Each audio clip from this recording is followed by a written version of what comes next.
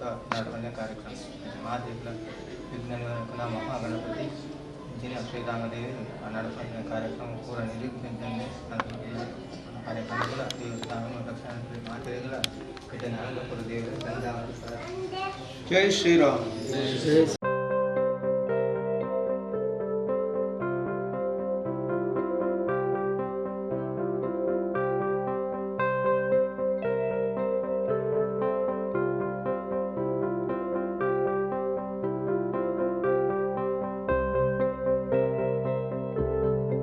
ಸಜ್ಜನ ಬಂಧುಗಳೇ, ಪ್ರೀತಿಯ ಪುಟ್ಟಾಣಿ ಮಕ್ಕಳೇ, ಒಮ್ಮೆ ಶ್ರೀರಾಮನಿಗೆ ಒಂದು ಜಯಘೋಷದಿಂದ ಇವತ್ತು ಕಾರ್ಯಕ್ರಮವನ್ನು ಆರಂಭ ಮಾಡೋಣ.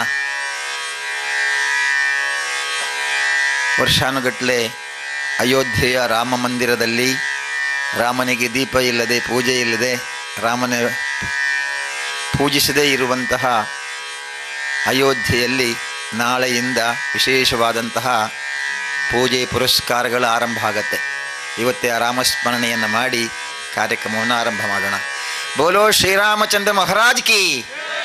ಇಷ್ಟೇ ಸ್ವರವ ನಿಮಗೆ? ಕೋಟಿಪ್ಪದವನಿವರಿಗೆ ಒಳ್ಳೆ ಸ್ವರವರ ಬೇಡ. ಇಷ್ಟು ಜನ ತಾಯಿಯಂದಿರಿದ್ದೀರಿ. ಬೋಲೋ ಶ್ರೀರಾಮಚಂದ್ರ ಮಹಾರಾಜ್ ಕಿ, ಪವನ ಸುತ ಹನುಮಾನ್ ಕಿ, ಸೀತಾ ಮಾತಾ ಕಿ, ಗಂಗಾ ಮಾತಾ ಕಿ, ಗೋ ಮಾತಾ ಕಿ, ಬೋಲೋ ಭಾರತ್ ಮಾತಾ ಕಿ. ಭಗವಾನ್ ಭಾಸ್ಕರ ಈಗಲೇ ಪಡುಗಡಲನ್ನು ಸೇರಿದ್ದಾನೆ. ಅವನ ಸರಿಯಾದಂತಹ ಬಿಸಿಲಿನ ಶಾಖ ನಮಗಿಲ್ಲ. ಈಗ ಸ್ವಲ್ಪ ಅವನ ಪ್ರಭೆ ಮಾತ್ರ ನಮಗಿದೆ.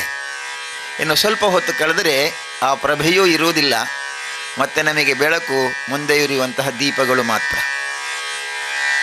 ಹಾಗಾಗಿ ಆ ದೀಪದ ಪ್ರಾಧಾನ್ಯತೆ ಏನು, ದೀಪವನ್ನು ಯಾಕೆ ಬೆಳಗಿಸಬೇಕು, ದೀಪವನ್ನು ಬೆಳಗಿಸಿದಾಗ ಏನಾಗತ್ತೆ, ಶರೀರಕ್ಕೆ, ಮನಸ್ಸಿಗೆ, ಬುದ್ಧಿಗೆ ಯಾವ ರೀತಿಯ ಶಕ್ತಿ ಸಿಗುತ್ತೆ, ಇದನ್ನು ಸ್ವಲ್ಪ ತಿಳಿದುಕೊಂಡು ಇವತ್ತು ಪೂಜೆಯನ್ನು ಆರಂಭ ಮಾಡೋಣ.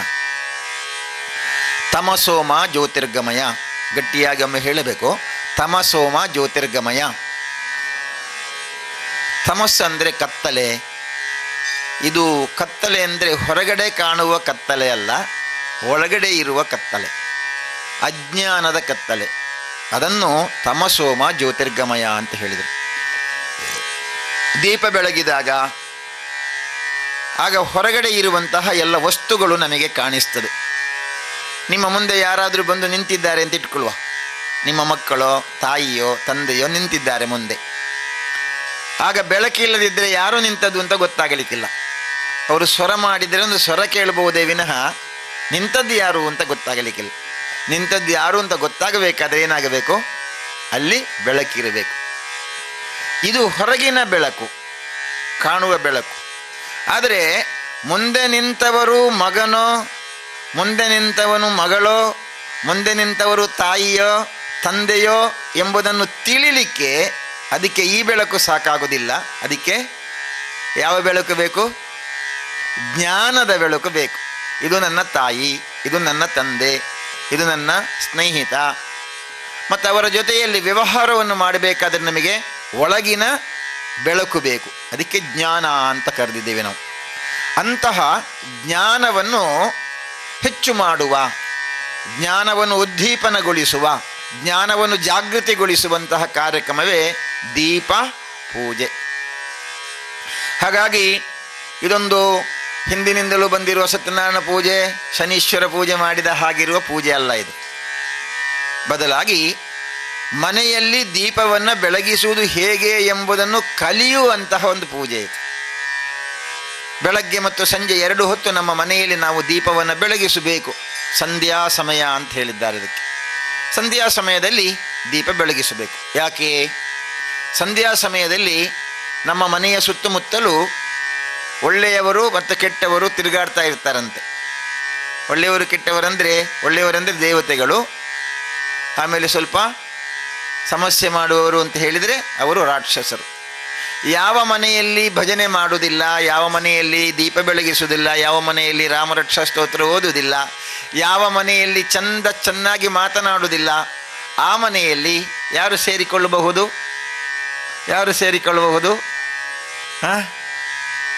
ಕುಂಭಕರ್ಣ, ರಾವಣ, ಕಂಸ, ಮಹಿಷಾಸುರ, ಹೆಣ್ಣು ಮಕ್ಕಳಾದರೆ ಶೂರ್ಪಣಖಿ, ತಾಟಕಿ, ಚಾಡಿ ಹೇಳುವಳು ಬುದ್ಧಿದ ಮಂತರೆ, ಅವರೆಲ್ಲ ಆ ಮನೆಯಲ್ಲಿ ಸೇರಿಕೊಳ್ಬಹುದು.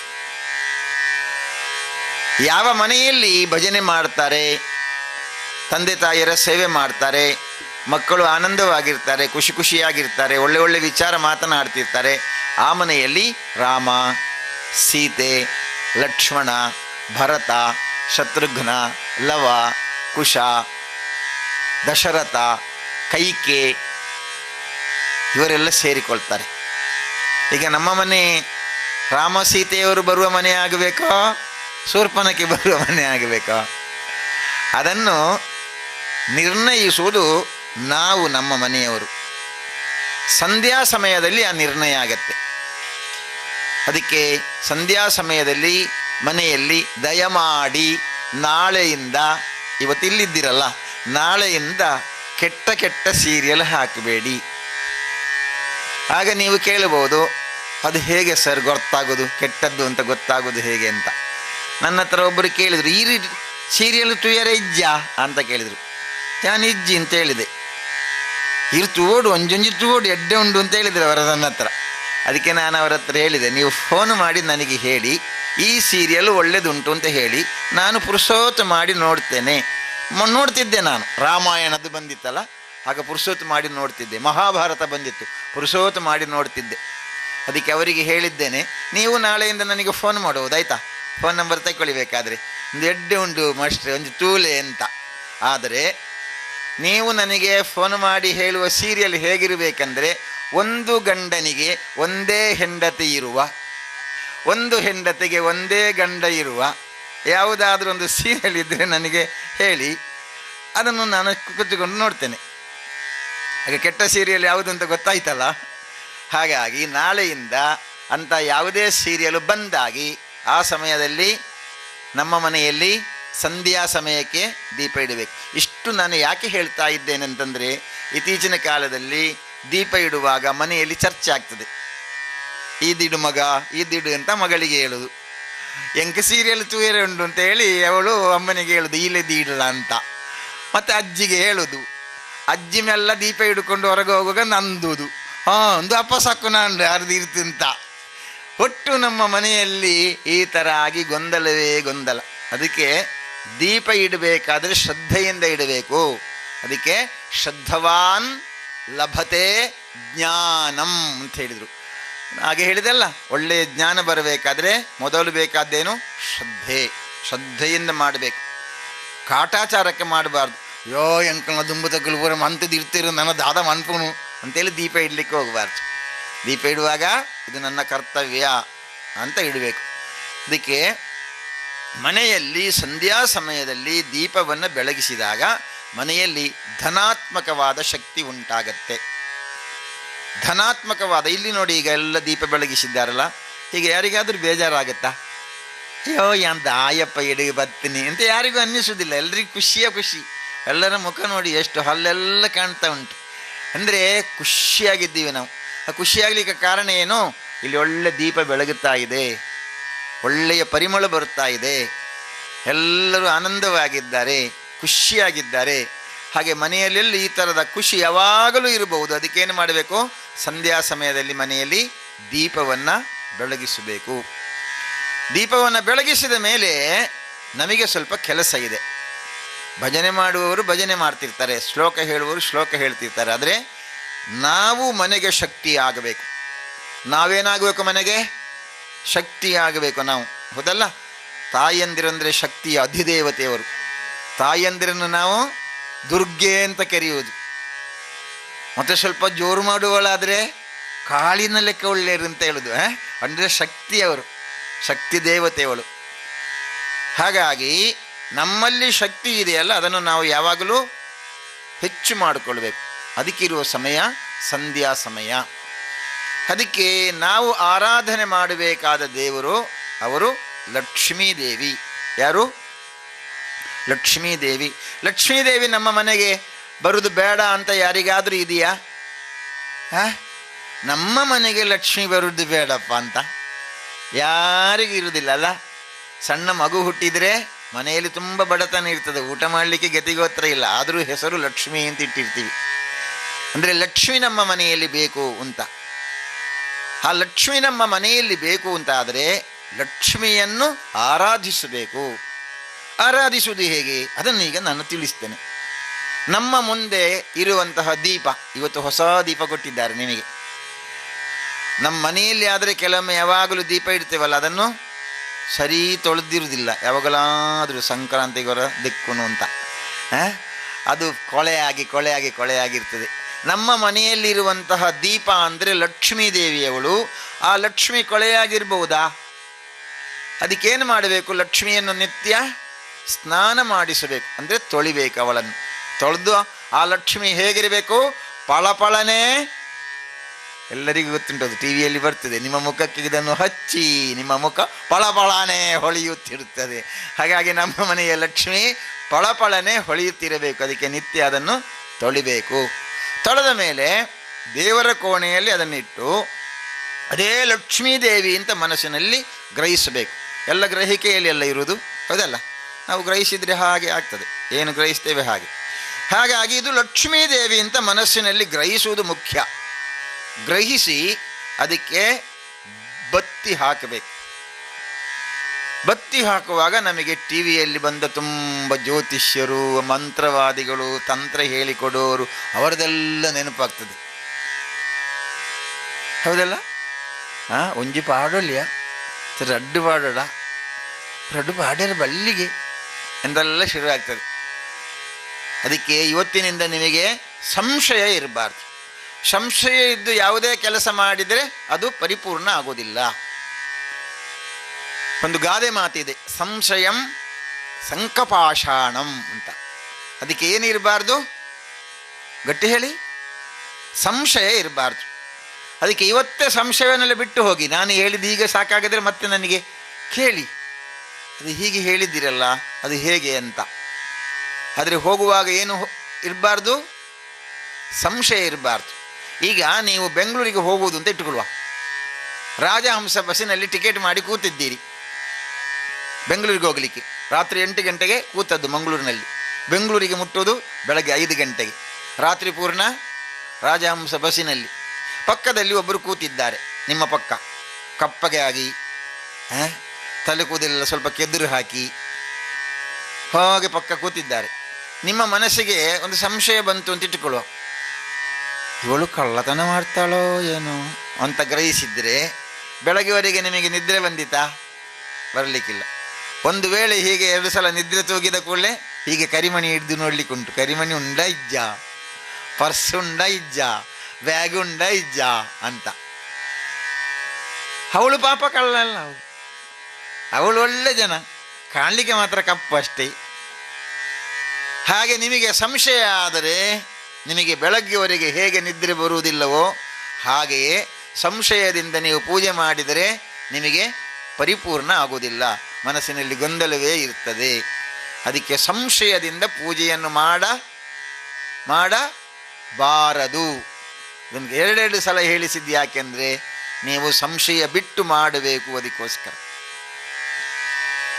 ಬತ್ತಿ ಹಾಕಬೇಕಾದರೆ ಹೀಗೆ ಉರಿಯುವ ಒಂದೇ ಬತ್ತಿ, ಒಂದೇ ದೀಪ ಬೆರೆದಿದ್ರೆ ಸಾಕು. ಆದರೆ ಅದಕ್ಕೆ 2 ಬತ್ತಿ ಹಾಕಬೇಕು. ಅದು ಶಾಸ್ತ್ರ ಅಂತಲ್ಲ, ಅದು ಚೆನ್ನಾಗಿ ಉರಿಲಿಕ್ಕೆ, ಗೊತ್ತಾಯ್ತಾ? ಒಂದು ಬತ್ತಿ ಹಾಕಿದರೆ ಎಣ್ಣೆ ಎಲ್ಲ ಸರಿ ಬರಲಿಕ್ಕಿಲ್ಲ. ಅದಕ್ಕೆ 2 ಜೋಡಿಸಿ ಹಾಕಿದರೆ ಚಂದ ಎಣ್ಣೆ ಎಲ್ಲ ಬರ್ತದೆ, ಚಂದಕ್ಕೆ ಉರಿತದೆ. ಹಾಗಾಗಿ 2 ಬತ್ತಿ ಹಾಕೋದು ಯಾಕೆ? ಶಾಸ್ತ್ರಕ್ಕೆ ಬೇಕಾಗಿ ಅಲ್ಲ, ಚಂದ ಉರಿಲಿಕ್ಕೆ ಬೇಕಾಗಿ. ನಮಗೆ ದೀಪ ಚಂದ ಉರಿದ್ರೆ ಸಾಕಲ್ವಾ, ಹೌದಲ್ಲ? ಚಂದ ದೀಪ ಉರಿಬೇಕು, ಅದಕ್ಕೆ 2 ಬತ್ತಿ ಹಾಕಬೇಕು. ಆಮೇಲೆ ನೀವು ಪ್ರಶ್ನೆ ಕೇಳಬಹುದು, ಈಗ 2 ಉರಿಸುವುದು ತಪ್ಪಾ ಅಂತ ಕೇಳಬಹುದು. 2 ಉರಿಸುವುದು ತಪ್ಪಾ ಅಂತ. 2 ಉರಿಸುವುದು ತಪ್ಪಲ್ಲ. 1 ಉರಿಸುವುದು ಹೇಗೆ ತಪ್ಪಲ್ಲವೋ ಹಾಗೆ 2 ಉರಿಸುವುದು ತಪ್ಪಲ್ಲ. 1 ಉರಿಸಿದರೆ ನಮ್ಮ ವೇದಗಳು ಹೇಳಿದೆ, ಏಕಂ ಸತ್ ವಿಪ್ರಾಹ ಬಹುಧಾ ವದಂತಿ ಅಂತ. ದೇವರು ಒಬ್ಬನೇ, ಅವನಿಗೆ ನಾಮ ಹಲವು. ಕೇಳಿದಿರಲ್ಲ, ಈಶ್ವರ, ಅಚ್ಯುತ, ಗೋವಿಂದ, ನಾರಾಯಣ ಅಂತ ಹೇಳಿದ್ರೆ ಒಂದೇ, ಎಲ್ಲ ದೇವರು ಒಂದೇ. ನಾವು ಅದನ್ನು ಬೇರೆ ಬೇರೆ ಹೆಸರಿನಿಂದ ಕರೆದಿದ್ದೇವೆ ನಾವು. ಹಾಗಾಗಿ ಒಂದು ದೀಪ ಉರಿಸಿದರೆ ಎಲ್ಲ ದೇವರಿಗೆ ನಮಸ್ಕಾರ ಮಾಡುವುದಕ್ಕೆ ಈ ಒಂದು ದೇವರಿಗೆ ನಮಸ್ಕಾರ ಮಾಡ್ತಾ ಇದ್ದೇನೆ, ಒಂದು ದೇವರು ಸಾಕು ಅಂತ ತಿಳ್ಕೊಂಡ್ರೆ ಸಾಕು. ಸಂಶಯ ಹೋಯ್ತಾ ಇಲ್ವಾ? ಇನ್ನು 2 ನೀವು ಉರಿಸಿದ್ದೀರಿ ಅಂತ ಇಟ್ಟುಕೊಳ್ಳುವ. 2 ಬೇಕು ಅಂತ ನಿಮಗೆ ಅನ್ನಿಸು, ಸ್ವಲ್ಪ ಜಾಸ್ತಿ ಬೆಳಕಾಗಲಿ ಇರಲಿ ಅಂತ.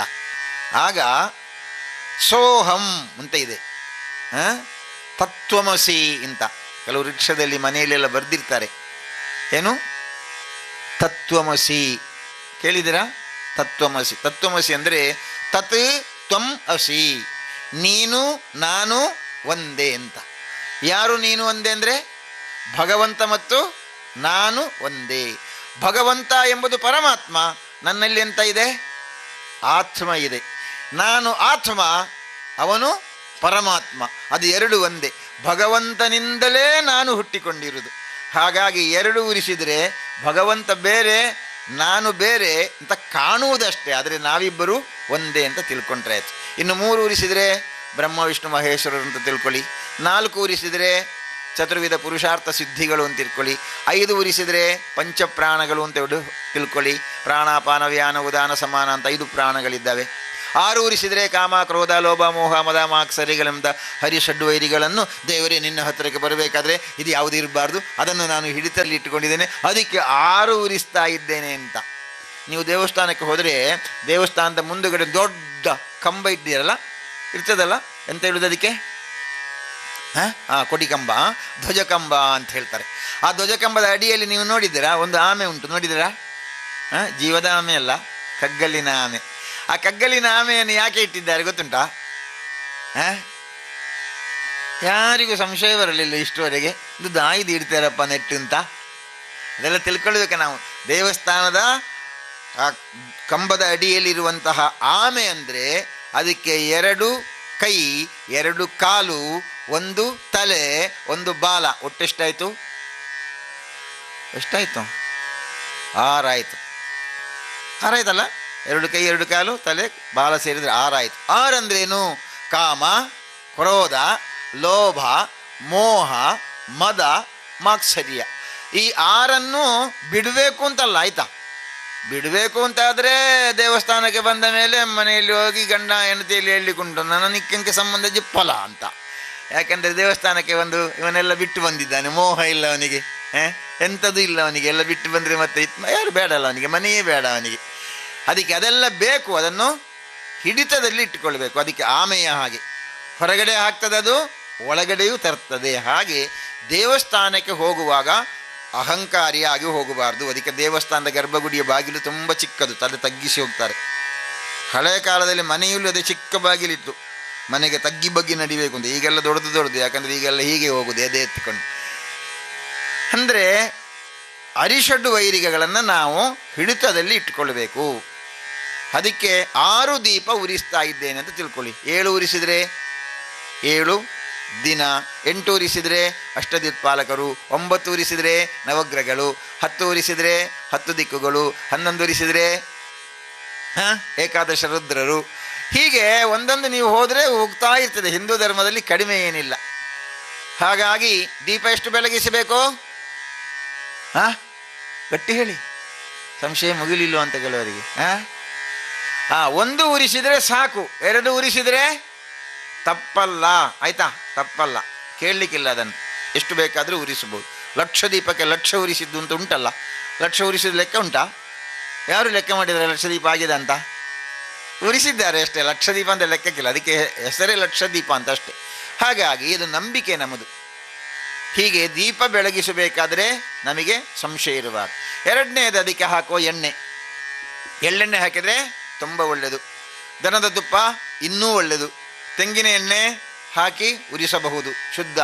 ಆದರೆ ಬೇರೆ ಯಾವುದೇ ಎಣ್ಣೆಯನ್ನು ಅದಕ್ಕೆ ಉರಿಸಬಾರ್ದು, ಅದರಿಂದ ಕೆಟ್ಟ ವಾಸನೆ ಬರ್ತದೆ. ನಮ್ಮ ಮನೆಯಲ್ಲೆಲ್ಲ ನಾವು ತೆಂಗಿನಕಾಯಿ ಬೆಳೆಸ್ತೇವಲ್ಲ, ಆಮೇಲೆ ಅದರಲ್ಲಿ ತುಂಡು ಮಾಡುವಾಗ ಕೆಲವು ಹಾಳಿರ್ತದಲ್ಲ, ಅದನ್ನು ಒಣಗಿಸ್ತಾರಲ್ಲ, ಒಣಗಿಸಿ ತೆಗೆದಿರ್ತಾರಲ್ಲ, ಎಣ್ಣೆ ತೆಗಿತಾರಲ್ಲ. ಆಗ ಮಕ್ಕಳು ಬಂದು ಕೇಳ್ತಾರಲ್ಲ, ಅಪ್ಪೆ ಅಪ್ಪೆ ಒಂದು ದಾಯಿ ಅಂತ. ಆಗ ಅಮ್ಮ ಏನು ಹೇಳ್ತಾರೆ ಅಥವಾ ಅಪ್ಪ ಏನು ಹೇಳ್ತಾರೆ? ಒಂದು ದೇವರಿಗೆ ದೀಪದಿಡ್ಡಿಯರ ಮಗ. ಹಾಳು ತೆಂಗಿನಕಾಯಿಯ ಎಣ್ಣೆ ದೇವರಿಗೆ ದೀಪ ಇಡಲಿಕ್ಕೆ, ಒಳ್ಳೆ ತೆಂಗಿನ ಎಣ್ಣೆ ಹಪ್ಪಳ ಸಂಡಿಗೆ ಕಾಯಿಸಿ ತಿನ್ನಲಿಕ್ಕೆ. ದೇವರಿಗೆ ಕೆಟ್ಟದ್ದು ಕೊಡುವುದಾ? ದೇವರಿಗೆ ಕೆಟ್ಟದ್ದು ಕೊಟ್ಟರೆ ದೇವರು ನಮಗೆ ಒಳ್ಳೆಯದು ಕೊಟ್ಟಾನ? ಕೊಡಲಿಕ್ಕಿಲ್ಲ. ಅದಕ್ಕೆ ಒಳ್ಳೆ ಒಳ್ಳೆ ಎಣ್ಣೆಯನ್ನೇ ದೇವರಿಗೆ ಉಪಯೋಗ ಮಾಡಬೇಕು. ಶುದ್ಧ ತೆಂಗಿನ ಎಣ್ಣೆಯನ್ನು ಉಪಯೋಗ ಮಾಡಿ, ಶುದ್ಧ ಎಳ್ಳೆಣ್ಣೆಯನ್ನು ಉಪಯೋಗ ಮಾಡಿ. ಈಗ ಸಿಕ್ಕುವ ಅಂಗಡಿಯ ಎಳ್ಳೆಣ್ಣೆ ಎಲ್ಲ ಉಂಟಲ್ಲ, 200 ರೂಪಾಯಿಗೆಲ್ಲ ಸಿಗ್ತದಲ್ಲ, ಒಳ್ಳೆಯ ಎಳ್ಳೆಣ್ಣೆಗೆ 540 ರೂಪಾಯಿ ರೇಟ್ ಇದೆ. ಇವತ್ತು ತಗೊಂಡಿದ್ದೇನೆ ನಾನು. ಲೀಟ್ರಿಗೆ 550 ರೂಪಾಯಿ, 40 ರೂಪಾಯಿ, 60 ರೂಪಾಯಿಗೆ ಬರುತ್ತೆ ಅದು. ಇಲ್ಲಿ ನಮಗೆ 200 ರೂಪಾಯಿಗೆ ಕೊಡ್ತಾರೆ. ಅಂದರೆ ಅದು ಸುಮ್ಮನೆ ಡೋಂಗೀಸೋದು, ಒಳ್ಳೆಯದಿಲ್ಲ ಅದು. ಸ್ವಲ್ಪ ಉರಿಸಿ, ನಾನು ಹೇಳೋದು, ಒಂದು ದೀಪ ಉರಿಸಿ ಸಾಕು, ಜಾಸ್ತಿ ಉರಿಸೋದು ಬೇಡ. ಅಥವಾ ಒಳ್ಳೆಯ ದನದ ತುಪ್ಪ, ನಂದಿನಿ ತುಪ್ಪ ಅಲ್ಲ, ಪ್ಯಾಕೆಟ್ ನಂದಿನಿ, ಅದು ಕೂಡ ಹಾಗೆ ಇರೋದು. ಊರಿನ ದನದ ತುಪ್ಪದಿಂದ ದೀಪವನ್ನು ಬೆಳಗಿಸಬೇಕು. ಇದಿಷ್ಟು ದೀಪ ಬೆಳಗಿಸಲಿಕ್ಕಿರುವಂಥದ್ದು. ಇನ್ನು ನಾವು ಮನೆಯಲ್ಲಿ ಪೂಜೆ ಮಾಡಬೇಕಾದ್ರೆ ಹೂ ಬೇಕು, ತುಳಸಿ ಬೇಕು. ಉಂಟಾ ಇದರಲ್ಲೆಲ್ಲ ನೋಡಿ? ಹೂ ಉಂಟ ನೋಡಿ, ನಿಮ್ಮದಲ್ಲಿ ಉಂಟಲ್ಲ? ತುಳಸಿ ಉಂಟಲ್ಲ? ಅಕ್ಷತೆ ಅಂತ ಒಂದು ಅಕ್ಕಿಯದ್ದು ಹಾಕಿರಬೇಕಲ್ಲ, ಹಚ್ಚುಟ್ಟು ಹಾಕಿರಬೇಕು. ಆಮೇಲೆ ಕುಂಕುಮ, ಚಂದನ, ಅಷ್ಟು ನಿಮಗೆ ಪೂಜೆಗೆ ಯಾವಾಗಲೂ ಬೇಕಾಗತ್ತೆ. ಅಕ್ಷತೆಯನ್ನು ಮತ್ತೆ ಕೊಡಿ, ಈಗ ಕೊಡಬೇಡಿ ಆಯಿತಾ? ಮತ್ತೆ ಕೊಡಿ, ನಾನು ಸಮಯ ಕೊಡ್ತೇನೆ. ಅದರಲ್ಲಿ ಒಂದೊಂದು ಏನು ಅಂತ ತಿಳಿಯುವ ಮೊದಲು. ಹೂವಿನಲ್ಲಿ ಅದ್ಭುತವಾದ ಶಕ್ತಿ ಇದೆ. ಉಂಟಾ? ಸಂಶಯ ಉಂಟಾ? ಕೆಲವರಿಗೆ ಸಂಶಯ ಉಂಟು, ಉಂಟೋ ಇಲ್ಲವೋ ಅಂತ. ಹೂವನ್ನು ದೇವರಿಗೆ ಸಮರ್ಪಣೆ ಮಾಡುವಾಗ ಹೂವಿನ ಶಕ್ತಿ ಆ ಲಿಂಗದಲ್ಲಿಯೋ ಮೂರ್ತಿಯಲ್ಲಿಯೋ ಸೇರಿಕೊಳ್ಳುತ್ತೆ. ಅದರಿಂದ ನಾವು ಪ್ರಾರ್ಥನೆ ಮಾಡುವಾಗ ನಮಗೆ ಆ ಶಕ್ತಿ ಸಿಗುತ್ತೆ. ಮಲ್ಲಿಗೆ ಹೂ, ಎಂಥ ಹೂ? ಮಲ್ಲಿಗೆ ಅಂತ ಹೇಳುವಾಗಲೇ ನೋಡಿ ಎಲ್ಲ ಮುಖ ಅರಲಿಕ್ಕೆ ಶುರು ಆಯ್ತಾ, ಎಡ್ಡೆ ಕಮ್ಮನುಂಡಿಯ ಅಂತ. ಮಲ್ಲಿಗೆ ಹೂ ನೋಡಿ, ಮದುವೆ ದಿವಸ ಎಷ್ಟು ಖುಷಿಯಾಗಿರ್ತೇವಲ್ಲ. ಏನು ಕಾರಣ? ಮಲ್ಲಿಗೆಯ ಪರಿಮಳ ನಮಗೆ ಆನಂದವನ್ನು ಕೊಡ್ತದೆ. ಆ ಆನಂದವನ್ನು ಕೊಡಲಿಕ್ಕೆ ಏನು ಕಾರಣ? ಅದಕ್ಕೆ ಶಕ್ತಿ ಇದೆ. ಅಂತಹ ಶಕ್ತಿ ಇರುವ ಹೂವನ್ನು ದೇವರಿಗೆ ಸಮರ್ಪಣೆ ಮಾಡಿ ಆ ಹೂವನ್ನು ತೆಗೆದು ತಲೆಯಲ್ಲಿ ಮುಡಿದುಕೊಂಡ್ರೆ ನಮ್ಮ ಮಿದುಳಿಗೆ ವಿಶೇಷವಾದ ಶಕ್ತಿ ಸಿಗ್ತದೆ. ಅದು ದೇವರಿಗೆ ಸಮರ್ಪಣೆ ಮಾಡಿದ ಕಾರಣ ಇನ್ನೂ ಹೆಚ್ಚು ಶಕ್ತಿ ಸಿಗ್ತದೆ. ಯಾಕೆ? ದೇವರಿಗೆ ಸಮರ್ಪಣೆ ಮಾಡಿದ್ದು ಅಂತ. ಉದಾಹರಣೆಗೆ, ನಾವು ಪೇಟೆಗೆ ಹೋದರೆ 1 kg ಲಡ್ಡು ತರ್ತೇವೆ ಅಂತ ಇಟ್ಕೊಳ್ಳುವ. ಎಂತ ಲಡ್ಡು? ಲಡ್ಡು 1 kg ತರ್ತೇವೆ. ತರುವಾಗ ಯಾರಾದರೂ ಕೇಳ್ತಾರೆ ದಾರಿಯಲ್ಲಿ, ಗುರ್ತದವರು, ದಾಯ್ತಕ್ಕ ಅಂತ. ಆಗ ನೀವು ಅವು ಲಡ್ಡು ಲಡ್ಡು ಅಂತ ಹೇಳ್ತೇವೆ. ಕಟ್ಟ ಬಿಚ್ಚಲಿಕ್ಕೆ ನಮಗೆ ಮನಸ್ಸು ಬರುವುದಿಲ್ಲ. ಯಾಕೆ? ಬಿಚ್ಚಿದರೆ ಒಂದು ಕೊಡಬೇಕಲ್ಲ ಅಂತ. ಆದರೆ ನೀವು ತಿರುಪತಿಗೆ ಹೋಗಿ ಲಡ್ಡು ತಂದಿದ್ದೀರಿ ಅಂತ ಇಟ್ಟುಕೊಳ್ಳುವ. ತಿರುಪತಿಯ ಲಡ್ಡು ಒಂದಿಷ್ಟಕ್ಕೆ ಸಿಗ್ತದೆ. ಆ ಲಡ್ಡು ತಂದ ನಂತರ ನೋಡಿ, ಪೇಟೆಯಿಂದ ತಂದ 1 kg ಲಡ್ಡನ್ನು ಬಿಚ್ಚಲಿಕ್ಕೆ ಮನಸ್ಸು ಬರಲಿಲ್ಲ. ಆ ಲಡ್ಡನ್ನು ಏನು ಮಾಡ್ತೀರಿ ನೀವು? ನಾನು ತಿರುಪತಿಗೆ ಹೋದಿತ್ಯಾಕ ಅದೇ ತಂದ್ಲೆ ಪಣಿ ಅಂತ ಆ ಲಡ್ಡಿನ ಒಂದೊಂದು ಸಣ್ಣ ಸಣ್ಣ ಚೂರು ಕೊಡ್ತೀರಿ, ಹೌದಲ್ಲ? ಸಣ್ಣ ಸಣ್ಣದು ಒಂದು ಇಷ್ಟು ಕೊಡ್ತೀವಿ. ಪೇಟೆಯಿಂದ ತಂದದನ್ನು ನಾವು ಕೊಡೋಲ್ಲ, ಆದರೆ ಅದನ್ನು ಕೊಡ್ತೇವೆ. ಏನು ಕಾರಣ? ಇದು ಪ್ರಸಾದ, ಇದು ದೇವರದ್ದು, ಅದಕ್ಕೆ ಎಲ್ಲರಿಗೆ ಕೊಡಬೇಕು, ಆ ಭಾವ ಇದೆ ನನಗೆ. ಹಾಗೆಯೇ ದೇವರ ಹತ್ತಿರ ಇಟ್ಟ ಹೂ ಏನಾಗುತ್ತೆ? ಅದು ಪ್ರಸಾದ ಆಗತ್ತೆ. ನೀವು ದೇವರ ಹತ್ರ ಇಟ್ಟ ಹೂವನ್ನು ಕಟ್ಟು ಮಾಡಿ ಎಲ್ಲರಿಗೂ ಕೊಡ್ತೀರಿ. ಅದೇ ಮನೆಗೆ ತಂದದ್ದಾದರೆ ಅಲ್ಲಿಗೆ ಕಮ್ಮಿಗೊಂಡು ಯಾರುಂಟು, ಇದು ದೊಡ್ಡಕ್ಕೆ ಆಗಿ ಮುಡ್ಲಿಕ್ಕುಂಟು. ಅಂದರೆ ಪ್ರಸಾದ ಅಂತ ಹೇಳಿದ ಕೂಡಲೇ ನಾವು ಹಂಚುತ್ತೇವೆ, ಅದರಲ್ಲಿ ಶಕ್ತಿ ಇದೆ. ಹಾಗಾಗಿ ಹೂ ದೇವರಿಗಿಟ್ಟು ನಾವು ಮುಡ್ಕೊಳ್ಬೇಕು. ಗಂಡಸರೆಲ್ಲ ಕಿವಿಯಲ್ಲಿ ಇಟ್ಕೊಳ್ತಾರೆ, ಅವರಿಗೆ ಶಕ್ತಿ ಬರುವುದು ಕಿವಿಯಿಂದ. ನಮಗೆ ಹೆಣ್ಮಕ್ಕಳಿಗೆಲ್ಲ ತಲೆಯ ಮಿದುಳಿನ ಹಿಂಭಾಗದಲ್ಲಿ ಇಟ್ಕೊಂಡು ಅವರಿಗೆ ಮಿದುಳಿಗೆ ಶಕ್ತಿ ವರ್ಧನೆ ಆಗತ್ತೆ. ಇನ್ನು ಎರಡನೆಯದು ತುಳಸಿ. ತುಳಸಿಯನ್ನು ಕೊಯ್ದು ಬೆಳಗ್ಗೆ ಅದನ್ನೊಂದು ಲೋಟದಲ್ಲಿ ಹಾಕಿ ಅರ್ಧ ಗಂಟೆಯ 1 ಗಂಟೆ ಇಟ್ಟುಕೊಳ್ಬೇಕು. ಅದಾದ ಮೇಲೆ ಅದರ ನೀರನ್ನು ನಾವು ಸೇವನೆ ಮಾಡಿದರೆ ಸಾಕು, ವಾತ ಪಿತ್ತ ಕಫ ಈ 3 ರೋಗಗಳು ನಿವಾರಣೆ ಆಗುತ್ತೆ. ಅದಕ್ಕೆ ಯಾರ್ಯಾರು ಸಂಧ್ಯಾ ವಂದನೆ ಮಾಡ್ತಾರೆ, ಪೂಜೆ ಮಾಡ್ತಾರೆ, ಅವರಿಗೆ ಇಂತಹ ರೋಗಗಳು ಕಡಿಮೆ ಬರುವುದು. ಕಾರಣ ವಾತ ಪಿತ್ತ ಕಫಹರ ಯಾವುದು? ತುಳಸಿ. ಅದಕ್ಕೆ ತುಳಸಿ ಕಟ್ಟೆಯ ಹತ್ತಿರ ನಾವು ಸುತ್ತುತ್ತಾ ಇರಬೇಕು ಸಂಜೆ ಹೊತ್ತಿಗೆ. ಹಾಗೆ ಪ್ರದಕ್ಷಿಣೆ ಬಂದರೆ ಕೂಡ ನಮಗೆ ಒಳ್ಳೆಯ ಆಮ್ಲಜನಕ ಸಿಗುತ್ತೆ. ಅದರಿಂದ ಉಬ್ಬಸ ರೋಗ ಇಲ್ಲದಾಗತ್ತೆ, ಕೆಮ್ಮು ಇಲ್ಲದಾಗತ್ತೆ, ದಮ್ಮು ಇಲ್ಲದಾಗತ್ತೆ, ವಾತ ರೋಗಗಳು ಕಡಿಮೆ ಆಗತ್ತೆ. ಯಾವುದರ ಹತ್ತಿರ ಇದ್ದರೆ? ತುಳಸಿ ಕಟ್ಟೆ ಹತ್ತಿರ. ಇಂಚಮಶ್ರೀ ಅಪ್ಪಗೊನೆ ಸೀರಿಯಲ್ ರೆಡ್ ಉಂಡು ಕೆಂಚ ಅಂತ. ಸಂಧ್ಯಾ ಸಮಯದಲ್ಲಿ ತುಳಸಿ ಹತ್ತಿರ ಪ್ರದಕ್ಷಿಣೆ ಬರಬೇಕು, ದೀಪ ಇಟ್ಟು. ನಾಳೆಯಿಂದ ಮಾಡಿ ಆಯಿತಾ? ದಮ್ಮು ಡಿಮ್ಮೆಲ್ಲ ಕಮ್ಮಿ ಆಗಲಿಕ್ಕೆ, ಮನಸ್ಸು ಆನಂದವಾಗಲಿಕ್ಕೋಸ್ಕರ ಅದನ್ನು ಮಾಡಬೇಕು. ಯಾರಿಗೆ ತಲೆ ಸಿಡಿತ ಉಂಟು, ಮೈಗ್ರೇನ್ ಹೇಳ್ತಾರಲ್ಲ, ನನ್ನ ಕೈ ಎತ್ತಿಸುವುದಿಲ್ಲ, ತುಂಬ ಜನಕ್ಕೆ ಇರ್ಬೋದು. ಬಾತ್ತುಂಡೇ ಪುರ ಪರೆ ಪುಡ ಇಲ್ಲಕ್ಕ ಬೇಕು, ದಾದ ಅನ್ಪಿರಲ್ಲ ಬೇಕು, ಪಾತುಂಡ ಕೊಪ ಕೊಪ ಬರ್ಪುಣಿಯಾನು ಅಂತೆಲ್ಲ ಹೇಳ್ತಾರೆ. ಆ ಥರ ಯಾರ್ಯಾರಿಗೆ ಈ ಮೈಗ್ರೇನ್ ಸಮಸ್ಯೆ ಇದೆ ಅವರು ಸಂಜೆಯ ಹೊತ್ತಿನಲ್ಲಿ ಒಂದು ದೊಡ್ಡ ಚೆಂಬು ನೀರು ತುಳಸಿಗೆ ಹೀಗೆ ಹಾಕಿ, ಮೇಲಿನಿಂದ ಹಾಕಿ ಅದರ ಹತ್ತಿರನೇ ಒಂದು 5 ನಿಮಿಷ ಇರಿ. ಖಂಡಿತ ಒಂದು ವಾರ ಆಗುವಾಗ ನಿಮ್ಮ ಮೈಗ್ರೇನ್ ರೋಗ ಖಂಡಿತ ಕಡಿಮೆ ಆಗತ್ತೆ. ಅಷ್ಟು ಶಕ್ತಿ ಯಾವುದಕ್ಕಿದೆ? ಗಟ್ಟಿ ಹೇಳಿ. ತುಳಸಿ ಗಿಡಕ್ಕೆ ಇದೆ, ತುಳಸಿ ದಳಕ್ಕಿದೆ. ಅದನ್ನು ಯಾರಿಗೆ ಸಮರ್ಪಣೆ ಮಾಡ್ತೇವೆ? ಲಕ್ಷ್ಮೀ ಅಮ್ಮನಿಗೆ ಸಮರ್ಪಣೆ ಮಾಡ್ತೇವೆ, ಲಕ್ಷ್ಮೀ ಮಾತೆಗೆ. ಇನ್ನು 3ನೇದು ಕುಂಕುಮ. ಕುಂಕುಮಕ್ಕೆ ಅರಿಶಿನ, ಲಿಂಬೆರಸ, ಸ್ಫಟಿಕ, ಬಿಡಿದಾರ ಮತ್ತು ಊರಿನ ದನದ ಶುದ್ಧವಾದ ತುಪ್ಪ, ಇದು 5 ಸೇರಿದರೆ ಏನಾಗುತ್ತದೆ? ಕುಂಕುಮ ಆಗುತ್ತದೆ. ಆ ಕುಂಕುಮವನ್ನು ತಾಯಂದಿರೆಲ್ಲ ಏನು ಮಾಡಬೇಕು? ಹಣೆಗೆ, ಗಟ್ಟಿ ಹೇಳಿ, ಗಣೆಗೆ ಹಚ್ಚಿಕೊಳ್ಳಬೇಕು. ಹಚ್ಚುತ್ತಾರಾ? ಈಗ ಕುಂಕುಮ ಹಚ್ಚುವರ ಸಂಖ್ಯೆ ಕಡಿಮೆ ಆಗಿ ಇತ್ತೆ ಪೂರ ಪತ್ತಾವನು ಅಲ್ಲ. ಸ್ನಾನದ ಕೋಣೆಗೆ ಹೋದರೆ ಇಲ್ಲಿಂದ ತೆಗೆದು ಗೋಡೆಗೆ ಅಂಟಿಸುವುದು, ಮತ್ತು ಗೋಡೆಯಿಂದ ಅಲ್ಲಿ ತೆಗಿಲಿಕ್ಕಿಲ್ಲ, ಅಲ್ಲಿ ಬಿಟ್ಟು ಬರುವುದು, ಮತ್ತು ಯಜಮಾನ್ರು ಹೇಳಬೇಕು ನಿನ್ನ ಮೂಲ ಬಾಕಿ ಆತಂಡಿ ಅದೆತ್ತೊಂದು ಬಲ್ಲ ಅಂತ. ಅಂದರೆ ನಾವು ಆ ಜಾಗಕ್ಕೆ ಈಗ ಅಂಟಿಸಲಿಕ್ಕೆ ಶುರು ಮಾಡಿದೆ. ಅದು ಕೂಡ ನನಗೆ ತಲೆ ಸಿಡಿತಕ್ಕೆ ಇನ್ನೊಂದು ಕಾರಣ. ಈ ಭೂಮಧ್ಯ ಎಂಬ ಜಾಗವನ್ನು ಅಂಟಿಸಿ ಬಂದು ಮಾಡಬಾರ್ದು. ಅಂಟಿಸಿದ್ರಲ್ಲಿ ನಿಮಗೆ ಮಾನಸಿಕ ಒತ್ತಡ ಜಾಸ್ತಿ ಆಗತ್ತೆ. ಇನ್ನು ಚರ್ಮ ರೋಗ ಬರ್ತದೆ. ಅದೆಲ್ಲ ಕೆಲವರಿಗೆ ಗೊತ್ತಾಗಿರೋದು. 15 ಮೂಲ ಕ್ರಿಮಿಯರ ಸುರತಂದಂತ, ಅದಕ್ಕೆ ಅಲ್ಲಿ ಅಂಟಿಸಬಾರ್ದು. ಅಲ್ಲಿಗೆ ಸುಗಂಧಪೂರಿತವಾಗಿರುವಂತಹ ಕುಂಕುಮವನ್ನು ಹಚ್ಚಬೇಕು. ಏನೇನಿದೆ? ಲಿಂಬೆರಸ, ಸ್ಫಟಿಕ, ಬಿಡಿದಾರ, ತುಪ್ಪ ಮತ್ತು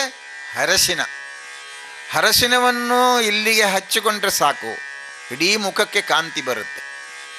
ಹಾಗಾಗಿ ಕುಂಕುಮವನ್ನು ನಾಳೆಯಿಂದ ಯಾರ್ಯಾರು ಬಿಟ್ಟಿದೆಯೋ ಅವರೆಲ್ಲ ಚಂದಕ್ಕೆ ಹಚ್ಚಿ. ಆಗ ನಿಮ್ಮ ಮುಖ ಏನಾಗಬಹುದು? ಪಳಪಳನೇ ಹೊಳೆಯುತ್ತಿರಬಹುದು. ಕೆಲವೊಮ್ಮೆ ಯಜಮಾನರಿಗೆ ಗುರ್ತವೇ ಸಿಕ್ಕಲಿಕ್ಕಿಲ್ಲ, ದಾನ ಅದನ್ನು ಮಾರಾಯ್ತು ನಿನ್ನ ಮೋನೆ ಭಾರಿ ಸ್ಟೈಲ್ ಆತತ್ತ ಅಂತ. ಏನು ಬೇಡ, ಅದಕ್ಕೆ ಕುಂಕುಮ ಹಚ್ಚಿದರೆ ಸಾಕು. ಯಾರ್ಯಾರ ಮುಖ ಚಂದ ಇಲ್ಲ ಅಂತ ಅನ್ನಿಸ್ತದೆ ಅವರು ಅರಶಿನ ಮತ್ತು ಶ್ರೀಗಂಧವನ್ನು ಸ್ವಲ್ಪ ಲೇಪ ಮಾಡಿ ಲೈಟ್ ಹಚ್ಚಿದರೆ ಸಾಕು ಮುಖಕ್ಕೆ. ಹಗಲಲ್ಲ ಆಯಿತಾ, ರಾತ್ರಿ ಹಚ್ಚಬೇಕು. ಹಚ್ಚಿ ಬೆಳಗ್ಗೆ ಸಣ್ಣ ಲೈಟ್ ಬಿಸಿ ನೀರಿನಲ್ಲಿ ಮುಖ ತೊಳೆಯಿರಿ. 1 ವಾರ ಮಾಡಿ, ನಿಮ್ಮ ಮುಖ ಪಳಪಳನೇ ಹೊಳಿಬೋದು.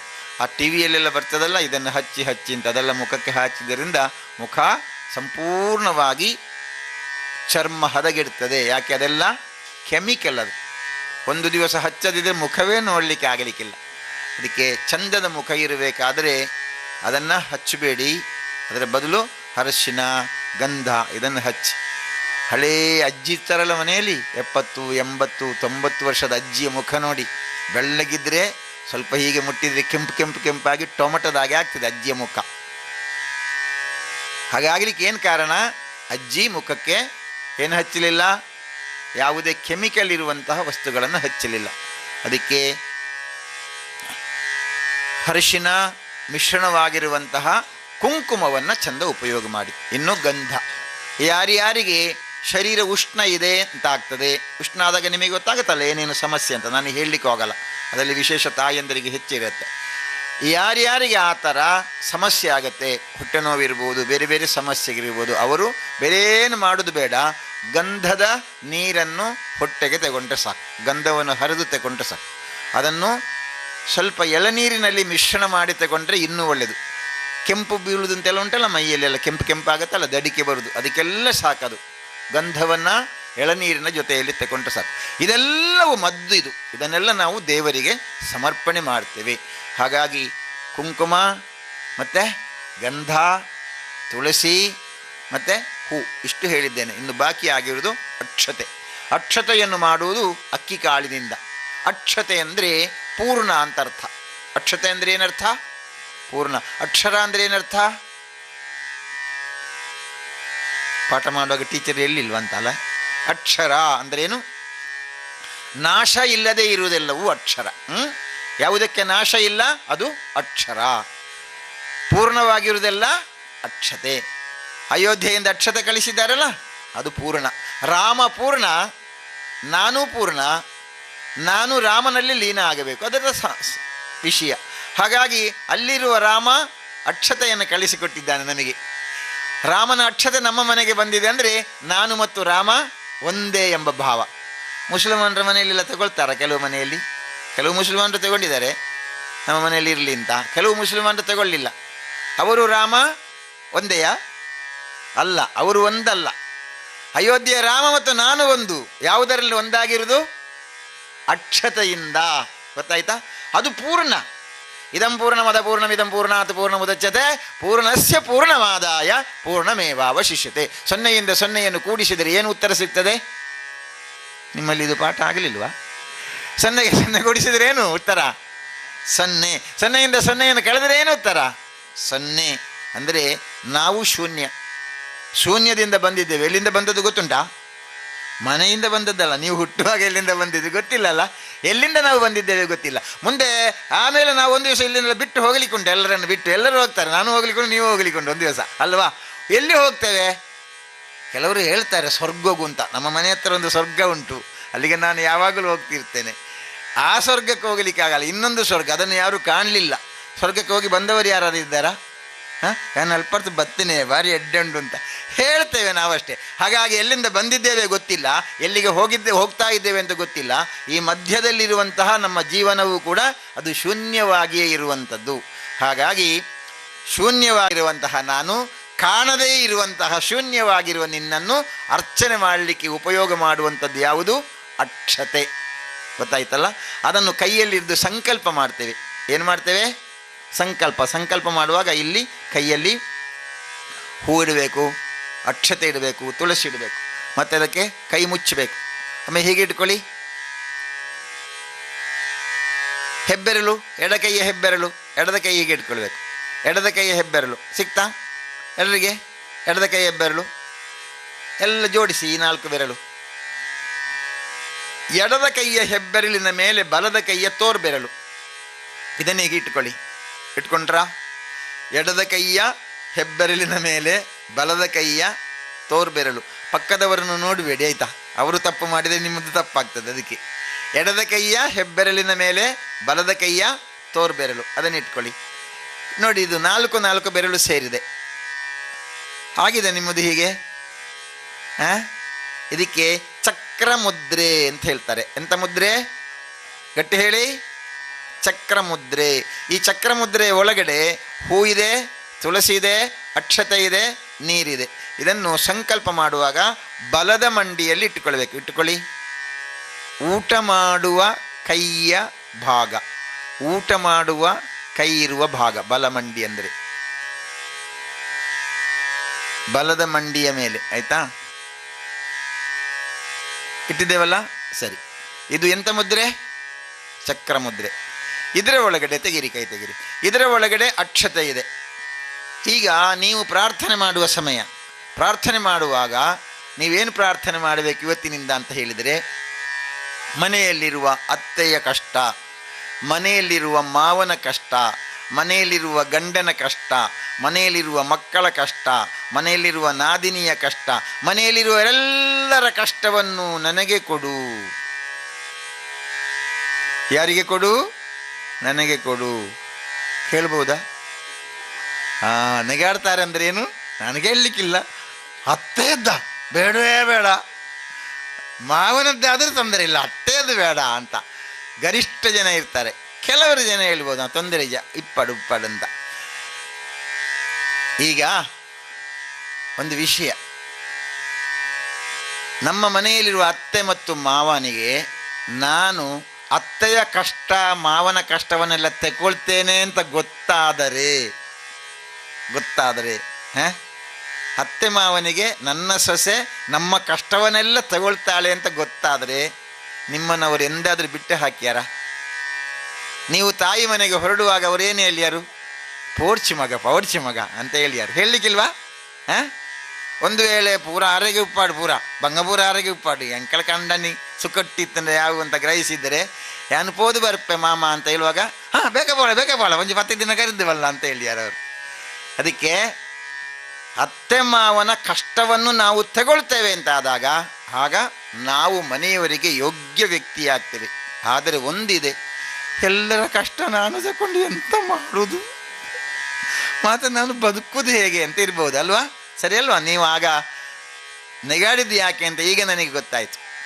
ಅದಕ್ಕೆ ನೀವು ದೇವರಲ್ಲಿ ಪ್ರಾರ್ಥನೆ ಮಾಡುವಾಗ ಎಲ್ಲರ ಕಷ್ಟವನ್ನೂ ನನಗೆ ಕೊಡು, ಆದರೆ ದೇವರೇ ಆ ಕಷ್ಟವನ್ನು ಎದುರಿಸುವ ಸಾಮರ್ಥ್ಯವನ್ನು ಕೊಡು ಅಂತ ಕೇಳಬೇಕು. ಈಗ ಸಾಮರ್ಥ್ಯ ಯಾರಿಗಿಲ್ಲ? ಅತ್ತೆಗಿಲ್ಲ, ಮಾವನಿಗಿಲ್ಲ, ಹೌದಾ? ಗಂಡನಿಗಿಲ್ಲ, ಮಕ್ಕಳಿಗಿಲ್ಲ. ಸಾಮರ್ಥ್ಯ ಯಾರಲ್ಲಿಂಟು? ನಮ್ಮಲ್ಲಿಂಟು. ಬೀಗದ ಕೈ ಯಾರಲ್ಲಿಂಟು? ನಮ್ಮಲ್ಲಿಂಟು. ಆರೋಗ್ಯ ನಮ್ಮಲ್ಲಿಂಟು. ಹಾಗಾಗಿ ಎಲ್ಲವೂ ನಮ್ಮಲ್ಲಿದ್ದಾಗ ಆ ಮನೆಯ ಒಡತಿ ಯಾರಾಗ್ತೀವಿ? ನಾವಾಗ್ತೀವಿ, ಒಳ್ಳೆಯ ಒಡತಿ ಆಗ್ತೀವಿ. ಅದಕ್ಕೋಸ್ಕರ ದೀಪ ಪೂಜೆ. ಸ್ಪಷ್ಟ ಆಯಿತಾ? ಹಾಗಾಗಿ ನಾಳೆಯಿಂದ ಮನೆಯಲ್ಲಿ ಇದನ್ನು ಮಾಡುವಾಗ ಈ ಥರ ಪ್ರಾರ್ಥನೆ ಮಾಡಿ ಮನೆಯಲ್ಲಿ ಮಾಡೋಣ. ಅದರ ಪರಿಣಾಮವಾಗಿ ನಮ್ಮ ಮನೆ ಒಳ್ಳೆಯ ಮನೆ ಆಗುತ್ತೆ, ಖಂಡಿತವಾಗಿ ಆಗುತ್ತೆ. ಇನ್ನೊಂದು ವಿಶೇಷ ಏನಪ್ಪ ಅಂದರೆ, ನಾಳೆ ಅಯೋಧ್ಯೆಯಲ್ಲಿ ರಾಮನಿಗೆ ಪ್ರಾಣ ಪ್ರತಿಷ್ಠಾ ಕಾರ್ಯಕ್ರಮ. ನಾಳೆಯಿಂದ ಭಾರತದಲ್ಲಿ ಮಾತ್ರ ಅಲ್ಲ, ಜಗತ್ತಿನಲ್ಲಿ ಅದ್ಭುತವಾದ ಬದಲಾವಣೆ ನಾಳೆಯಿಂದ ಆಗತ್ತೆ. ಹಾಗಾಗಿ ಎಲ್ಲ ಮನೆಯಲ್ಲಿಯೂ ಸೀತೆ ಬರ್ತಾಳೆ, ಎಲ್ಲ ಮನೆಗೆಯೂ ರಾಮ ಬರ್ತಾನೆ, ಎಲ್ಲ ಮನೆಯಲ್ಲಿಯೂ ಲವಕುಶರಿರ್ತಾರೆ, ಕೈಕಾದೇವಿ ಇರ್ತಾಳೆ, ಕೌಸಲ್ಯ ಇರ್ತಾಳೆ, ಸುಮಿತ್ರಾದೇವಿ ಬರ್ತಾಳೆ ಮನೆಗೆ. ಹಾಗಾಗಬೇಕು ಅಂತಾದರೆ ನಮ್ಮ ಮನೆಯಲ್ಲಿ ನಾವು ಮಾಡಲೇಬೇಕಾದ ಕಾರ್ಯ ಅದು ಸಂಧ್ಯಾ ಸಮಯದಲ್ಲಿ ದೀಪ ಬೆಳಗಿಸುವುದು. ಇವತ್ತು ಈ ಹೊತ್ತಿನಲ್ಲಿ ಈಗ ನಾವು ದೀಪ ಬೆಳಗಿಸ್ತೇವೆ. ನಾಳೆ ರಾಮನಿಗೋಸ್ಕರ ನಮ್ಮ ಮನೆಯಲ್ಲಿ ದೀಪ ಬೆಳಗಿಸಲಿಕ್ಕಿದೆ. ಆಗ ಖಂಡಿತ ನನ್ನ ನೆನಪು ನಿಮಗೆ ಖಂಡಿತ ಆಗ್ತದೆ. ಆ ಸಂದರ್ಭದಲ್ಲಿ ಚಂದಕ್ಕೆ ದೀಪವನ್ನು ಬೆಳಗಿಸಿ ನಾಳೆಯಿಂದ ನಮ್ಮ ಮನೆಯಲ್ಲಿ ದೀಪ ಪೂಜೆಯನ್ನು ಚೆನ್ನಾಗಿ ಮಾಡೋಣ. ಹಾಗೆ ಎಲ್ಲ ಸುವಸ್ತುಗಳ ಪೂಜೆಯ ಎಲ್ಲ ವಿಚಾರವನ್ನು ನಿಮ್ಮ ಗಮನಕ್ಕೆ ತಂದಿದ್ದೇನೆ. ಇನ್ನೊಂದು ಅರ್ಧ ಗಂಟೆ ನಮಗೆ ಪೂಜೆ ಮಾಡಲಿಕ್ಕೋಸ್ಕರ ಬೇಕು. ಈಗ ತುಂಬ ಹೊತ್ತು ಕೂತಿರುವುದರಿಂದ ಮತ್ತೆ ನಾನು ಒಂದು ಅರ್ಧ ಗಂಟೆ ಕಳೆದು ನಿಮಗೆ ಲಕ್ಕದು ಅಂತಲೇ ಅಂತ ಹೇಳುವಾಗ ನನ್ನ ಲಕ್ಕುಣಿನ ಕೈಕೂರುವ ಇಪ್ಪುಂಡು ಎಂಕಂತ ಆಗೋದು ಬೇಡ. ಅದಕ್ಕೆ ಈಗಲೇ ಒಮ್ಮೆ ಎದ್ದು ಕೈ ಕಾಲೆಲ್ಲ ಅಲುಗಾಡಿಸಿ, ಯಾರಿಗಾದರೂ ನೀರು ಬೇಕಾದರೆ ನೀರು ಕುಡ್ಕೊಂಡು ಕೂತ್ಕೊಳ್ಳುವ. ಎಲ್ಲರೂ ನಿಂತ್ಕೊಳ್ಳಿ ಒಮ್ಮೆ. ಹರಿ ಓಂ.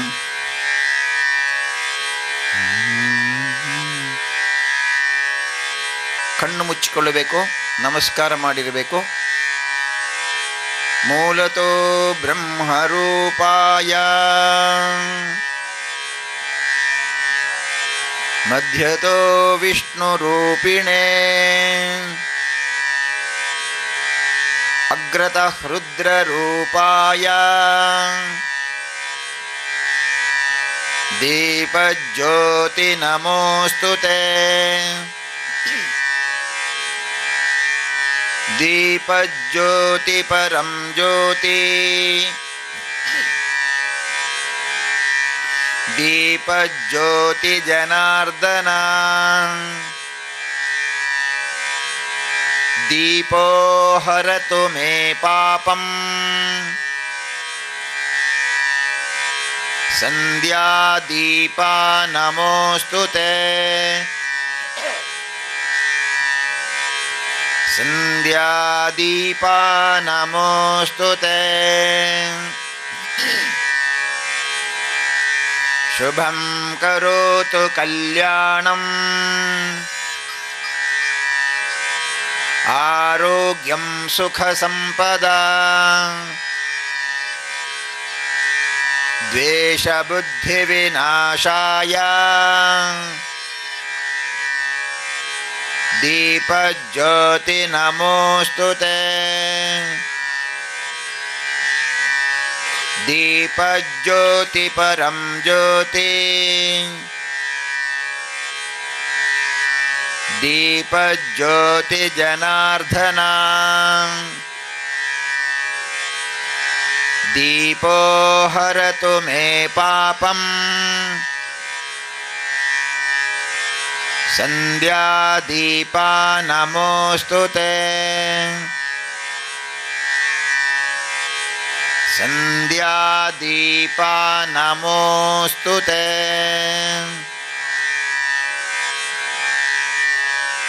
ನಿಧಾನವಾಗಿ ಕಣ್ಣುಗಳನ್ನು ತೆರೆಯೋಣ. ನಿಧಾನವಾಗಿ ಕಣ್ಣುಗಳನ್ನು ತೆರೆಯಿರಿ. ನಿಮ್ಮ ಮುಂದೆ ಉರಿತಾ ಇರುವಂತಹ ದಿವ್ಯ ಜ್ಯೋತಿಯನ್ನು ನೋಡ್ತಾ ಇರಿ.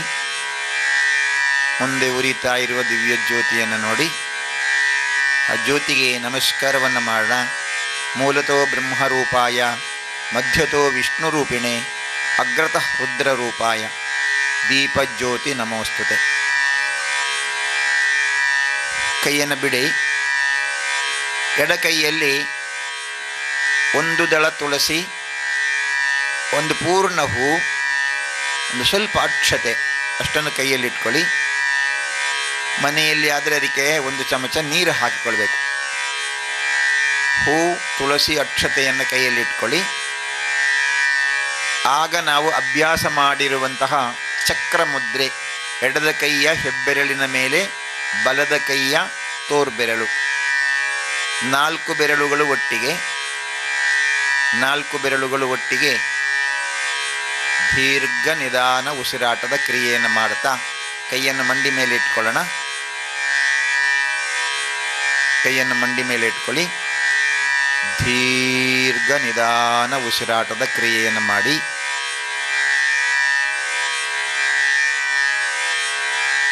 ನೇರ ಮಾಡಿಕೊಳ್ಳೋಣ.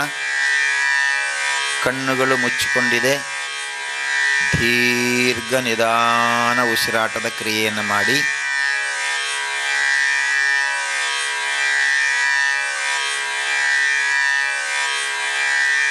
ಕಾರ್ಯಕರ್ತರ ಗಮನಕ್ಕೆ ಒಮ್ಮೆ ದೀಪವನ್ನೆಲ್ಲ ನೋಡುತ್ತಾ ಬನ್ನಿ.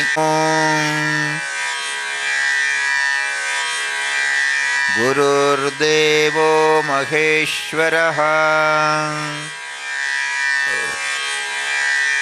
ಗುರು ಸಾಕ್ಷಾತ್ ಪರಬ್ರಹ್ಮ ತಸ್ಮೈ ಶ್ರೀ ಗುರವೇ ನಮಃ. ಶುಕ್ಲಾಂಬರಧರಂ ವಿಷ್ಣುಂ ಶಶಿವರ್ಣಂ ಚತುರ್ಭುಜಂ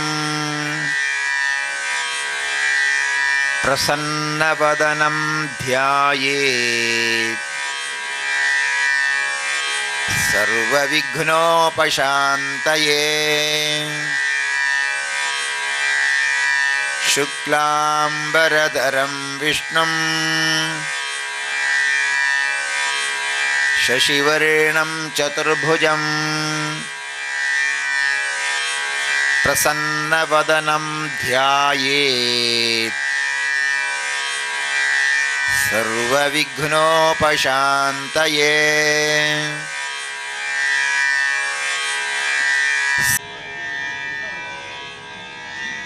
ಶರೀರ ಮನ ಬುದ್ಧಿಗೆ ಬರುವ ಎಲ್ಲ ರೋಗ ರುಜಿನಾದಿಗಳು ದೂರವಾಗಿ ಶರೀರ ಮನ ಬುದ್ಧಿಗೆ ವಿಶೇಷವಾದಂತಹ ಶಕ್ತಿ ಸಿಗುವಂತೆ ಅನುಗ್ರಹ ಮಾಡಿಕೊಡುವಂತ ಪ್ರಾರ್ಥನೆ ಮಾಡಿಕೊಳ್ಳೋಣ.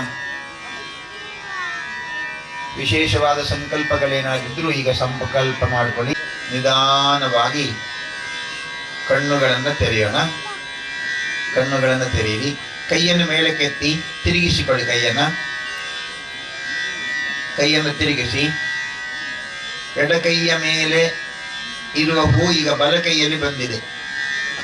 ಈಗ ಎಡಕೈ ಮೇಲೆ ಬಲಕೈ ಅಡಿಯಲ್ಲಿದೆ. ಬಲಕೈಯಲ್ಲಿ ಇಟ್ಕೊಳ್ಳಿ.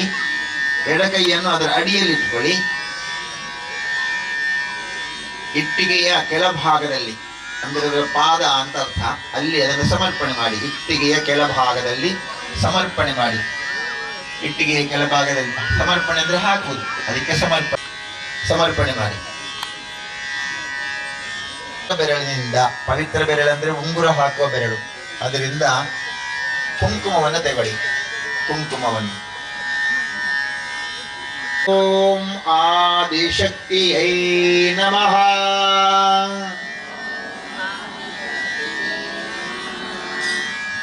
ಅಲ್ಲಿ ದೀಪದ ಮೇಲೆ ದೀಪ ಇದೆಯಲ್ಲ, ದೀಪದ ಪಾದಕ್ಕೆ ಸಮರ್ಪಣೆ ಮಾಡಿ, ದೀಪದ ಬುಡಕ್ಕೆ.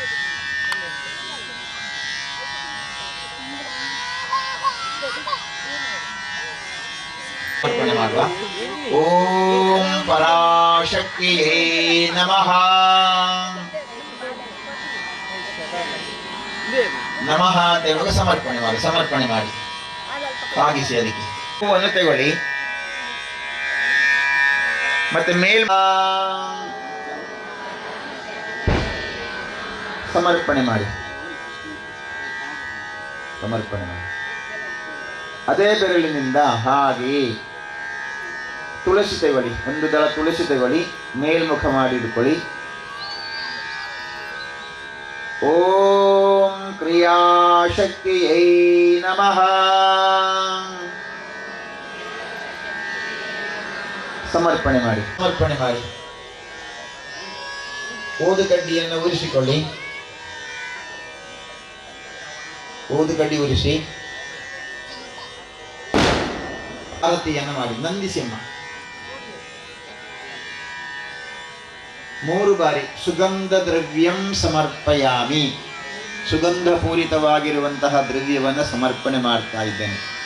ಆರತಿ ಮಾಡಿ ಆದ ಮೇಲೆ ಆ ಇಟ್ಟಿಗೆಯ ಮೇಲೆ ಇಟ್ಕೊಳ್ಳಿ, ಅಡ್ಡಕ್ಕೆ.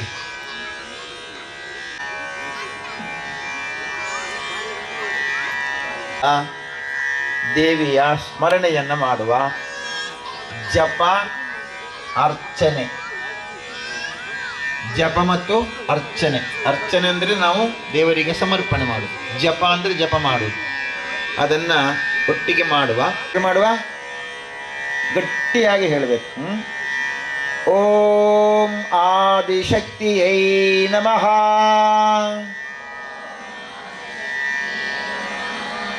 ಓಂ ಪರಾಶಕ್ತಿಯೈ ನಮಃ. ನಮಃ ಅಂತ ಹೇಳುವಾಗ ಸಮರ್ಪಣೆ ಮಾಡಬೇಕು.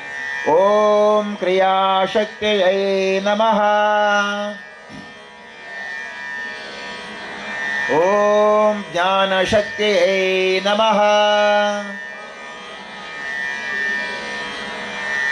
ಓಂ ಆದಿ ನಮಃ. ಓಂ ಇಚ್ಛಾಶಕ್ತಿಯೈ ನಮಃ. ಓಂ ಕ್ರಿಯಾಶಕ್ತಿಯೈ ನಮಃ. ಓಂ ಜ್ಞಾನಶಕ್ತಿಯೈ ನಮಃ. ಓಂ ಆದಿಶಕ್ತಿಯೈ ನಮಃ. ಓಂ ಪರಾಶಕ್ತಿಯೈ ನಮಃ. ಓಂ ಕ್ರಿಯಾಶಕ್ತಿಯೈ ನಮಃ. ಓಂ ಜ್ಞಾನಶಕ್ತಿಯೈ ನಮಃ. ಓಂ ಆದಿಶಕ್ತಿಯೈ ನಮಃ. ಓಂ ಪರಾಶಕ್ತಿಯೈ ನಮಃ. ಓಂ ಇಚ್ಛಾಶಕ್ತಿಯೈ ನಮಃ. ಓಂ ಜ್ಞಾನಶಕ್ತಿಯೈ ನಮಃ.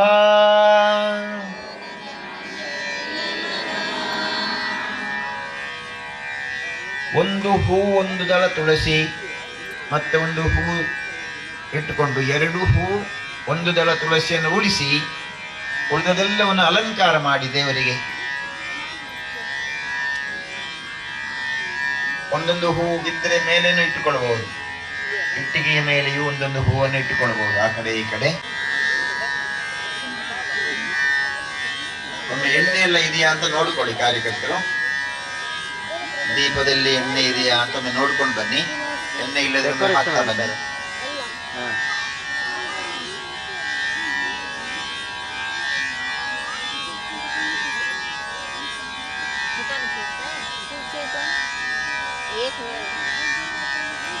ದೀರ್ಘವನ್ನು ಚಂದಕ್ಕೆ ಮಾಡಿ.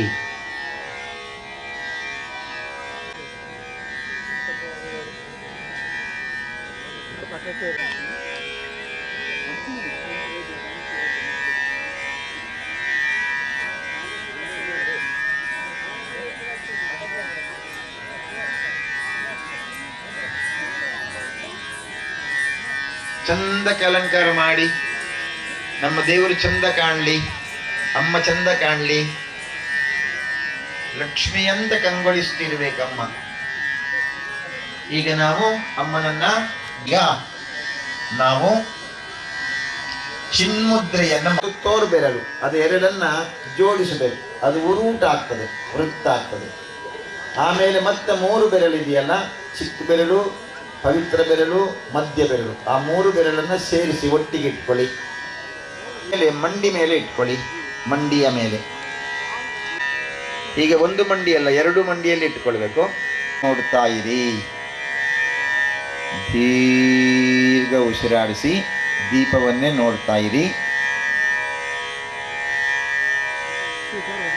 ಈಗ ಮೆಡಿಟೇಷನ್ ಮಾಡುವ ಸಮಯ. ಎಲ್ಲ ಕಾರ್ಯಕರ್ತರು ಎಲ್ಲಿಯಾದರೂ ಕೂತ್ಕೊಂಡು ಮೆಡಿಟೇಷನ್ ಮಾಡಬಹುದು, ಧ್ಯಾನ ಮಾಡಬಹುದು. ಮಕ್ಕಳ ಹತ್ತಿರ ಯಾರಾದರೂ ಹಿರಿಯರು ಕೂತ್ಕೊಳ್ಳಿ, ಅವರು ಮಧ್ಯೆ ಮಧ್ಯೆ ಮಾತನಾಡದಂತೆ ಗಮನಿಸಿ. ಚೇರ್ನಲ್ಲಿ ಕೂತವರು ಮೆಡಿಟೇಷನ್ ಮಾಡಬಹುದು. ಚಿನ್ಮುದ್ರೆಯನ್ನು ಮಾಡಿಕೊಳ್ಳಿ. ತೋರು ಬೆರಳು ಮತ್ತು ಹೆಬ್ಬೆರಳು ಒಟ್ಟಿಗೆ, ಬೆನ್ನೆಲುಬು ನೇರ, ದೀಪವನ್ನೇ ನೋಡ್ತಾ ಇರಿ. ಮೂಲದಲ್ಲಿ ಬ್ರಹ್ಮ, ಮಧ್ಯದಲ್ಲಿ ವಿಷ್ಣು, ತುದಿಯಲ್ಲಿ ರುದ್ರದೇವರು, ದೇವರನ್ನೇ ನೋಡ್ತಾ ಇರಿ. ದೀಪವನ್ನೇ ನೋಡ್ತಾ ಇರುವಾಗ ದೀಪ ಅಲುಗಾಡ್ತಾ ಇದ್ರೆ, ದೀಪ ಅಲುಗಾಡಬಾರದು ಅಂತ ಮನಸ್ಸಿನಲ್ಲಿ ನೀವು ಗ್ರಹಿಸಿ, ನಿಮ್ಮ ಸಂಕಲ್ಪ ಶಕ್ತಿಯಿಂದ, ನಿಮ್ಮ ಶ್ರದ್ಧೆಯಿಂದ ಖಂಡಿತವಾಗಿಯೂ ದೀಪ ಅಲುಗಾಡದಂತೆ ಸ್ಥಿರವಾಗ್ತದೆ. ದೀಪವನ್ನೇ ನೋಡ್ತಾ ಇರಿ, ದೀಪ ಸ್ಥಿರವಾಗಲಿ ಅಂತ ಗ್ರಹಿಸಿ. ದೀಪ ಅದಕ್ಕೆ ಬೇರೆ ಬೇರೆ ಆಕಾರಗಳಿದೆ, ಆ ಆಕಾರವನ್ನು ಗಮನಿಸಿ. ಅದು ದೊಡ್ಡದಾಗತ್ತೆ, ಚಿಕ್ಕದಾಗತ್ತೆ, ಎತ್ತರ ಆಗತ್ತೆ.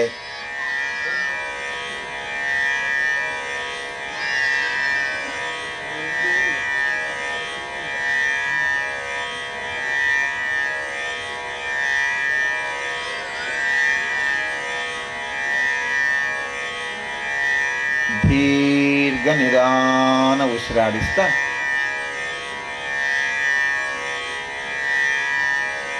ದೀಪವನ್ನೇ ನೋಡ್ತಾ ನೋಡ್ತಾ ನೋಡ್ತಾ ಇರಿ.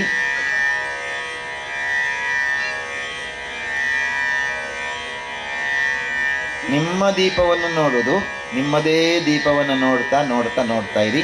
ನಿಧಾನ ಉಸಿರು ತಗೊಳ್ಳಿ.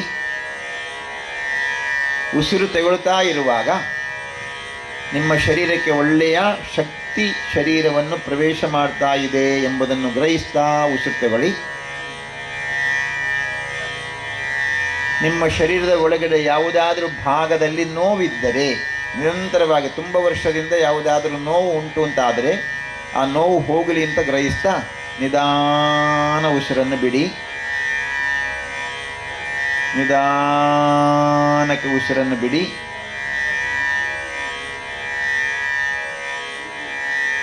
ನಿಧಾನಕ್ಕೆ ಉಸಿರನ್ನು ಬಿಡಿ.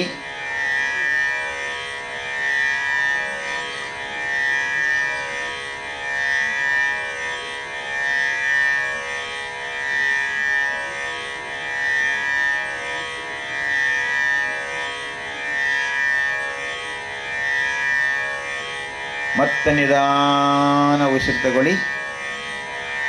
ಮನಸ್ಸಿನಲ್ಲಿ ಯಾವುದಾದರೂ ನೋವುಗಳು, ಯಾರಿಗೂ ಹೇಳಲಿಕ್ಕೆ ಆಗದೇ ಇರುವಂತಹ ನೋವುಗಳು ಮನಸ್ಸಿನಲ್ಲಿ ಇದ್ದರೆ,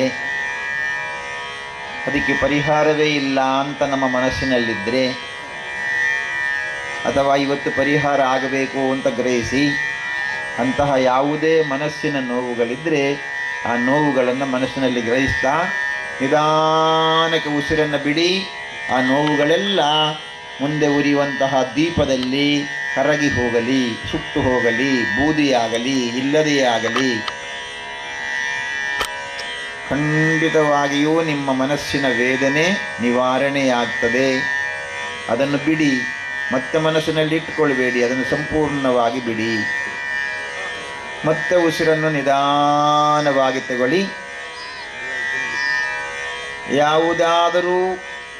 ಯಾವುದಾದರೂ ಒಂದು ಘಟನೆಗಳು ನಿಮ್ಮ ಮನಸ್ಸಿನಲ್ಲಿ ಕೆಲವು ನೋವನ್ನು ತಂದಿದ್ದರೆ, ಯಾವುದಾದರೂ ಪ್ರಾಣಿಗಳಿಗೆ ಹೊಡೆದಿರುವುದೋ, ಯಾರಿಗಾದರೂ ಬೈದಿರುವುದೋ, ಯಾವುದಾದರೂ ವಿಷಯಗಳು ನಿಮ್ಮ ಮನಸ್ಸಿನಲ್ಲಿ ನೋವನ್ನು ತಂದಿದ್ದರೆ, ಅಂತಹ ಯಾವುದಾದರೂ ಘಟನೆಗಳಿದ್ದರೆ ಅದನ್ನು ಮನಸ್ಸಿನಲ್ಲಿ ಗ್ರಹಿಸಿಕೊಳ್ಳಿ.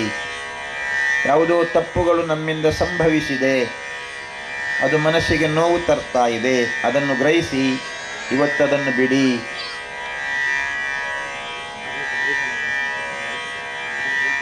ಪೂರ್ಣವಾಗಿ ಬಿಡಿ, ಸಂಪೂರ್ಣವಾಗಿ ಬಿಡಿ.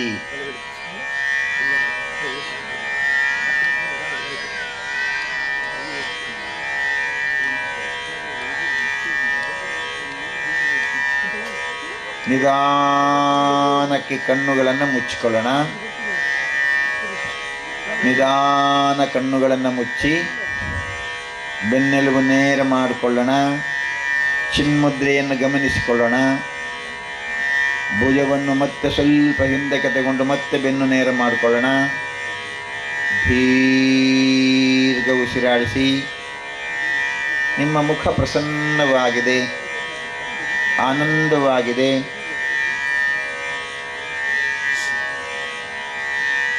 ದೀರ್ಘ ನಿಧಾನ ಉಸಿರಾಟದ ಕ್ರಿಯೆ. ನಿಧಾನ ಉಸಿರು ತಗೊಳ್ಳಿ. ನಿಧಾನ ಉಸಿರು ತಗೊಳ್ಳಿ. 3 ಬಾರಿ ಓಂಕಾರವನ್ನು ಹೇಳೋಣ. ಶ್ವಾಸಕೋಶದ ಒಳಗಡೆ ಗಾಳಿ ತುಂಬಿಸ್ತಾ ಬನ್ನಿ. ಹಿಗ್ಗಿಸಿ, ಇನ್ನೂ ಹಿಗ್ಗಿಸ್ಕೊಳ್ಳಿ, ಇನ್ನೂ ಹಿಗ್ಗಿಸಿ. ಓಂಕಾರ ಹೇಳುವ ಒಟ್ಟಿಗೆ ಹೇಳೋಣ. ಹೇಳಿ. ಓ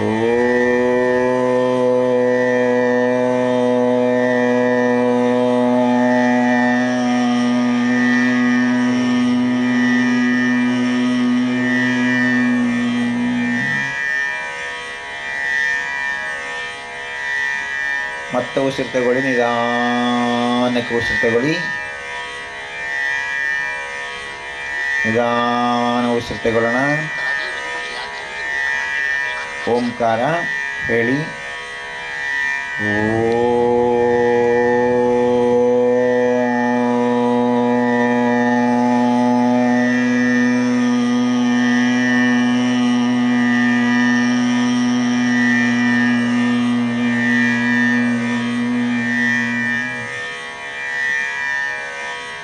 ಮತ್ತೆ ನಿಧಾನ ಉಸಿರು ತಗೊಳ್ಳಿ. ಉಸಿರು ತಗೊಳ್ಳಿ. ಓಂಕಾರ ಹೇಳಿ. ಓ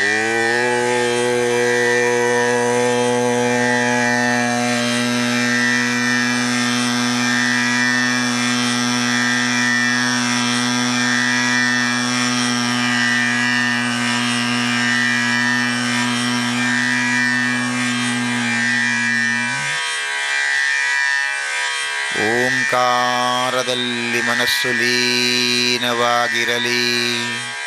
ಕಣ್ಣುಗಳು ಮುಚ್ಚಿಕೊಂಡಿದೆ. ಹೃದಯ ಮಂದಿರದಲ್ಲಿ ದೀಪ ಬೆಳಗುತ್ತಾ ಇರುವುದನ್ನು ಗಮನಿಸಿ.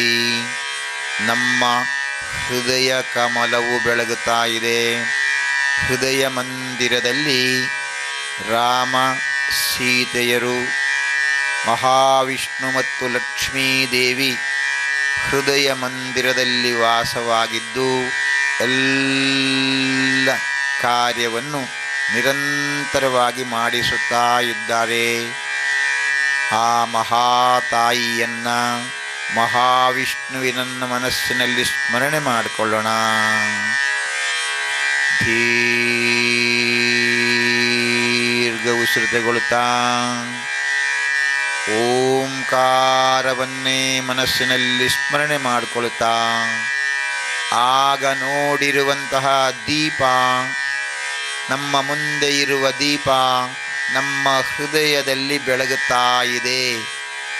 ಜ್ಞಾನದ ದೀಪ ನನ್ನ ಜ್ಞಾನವನ್ನು ವೃದ್ಧಿ ಮಾಡ್ತಾ ಇದೆ, ನನ್ನ ಗುಣವನ್ನು ಒಳ್ಳೆಯ ಗುಣವನ್ನಾಗಿ ಪರಿವರ್ತಿಸ್ತಾ ಇದೆ ಎಂಬುದಲ್ಲಿ ಮನಸ್ಸಿನಲ್ಲಿ ಸಂಕಲ್ಪ ಮಾಡಿಕೊಳ್ಳುತ್ತಾ ದೀರ್ಘ ನಿಧಾನ ಉಸಿರಾಟದ ಕ್ರಿಯೆಯನ್ನು ಮಾಡೋಣ.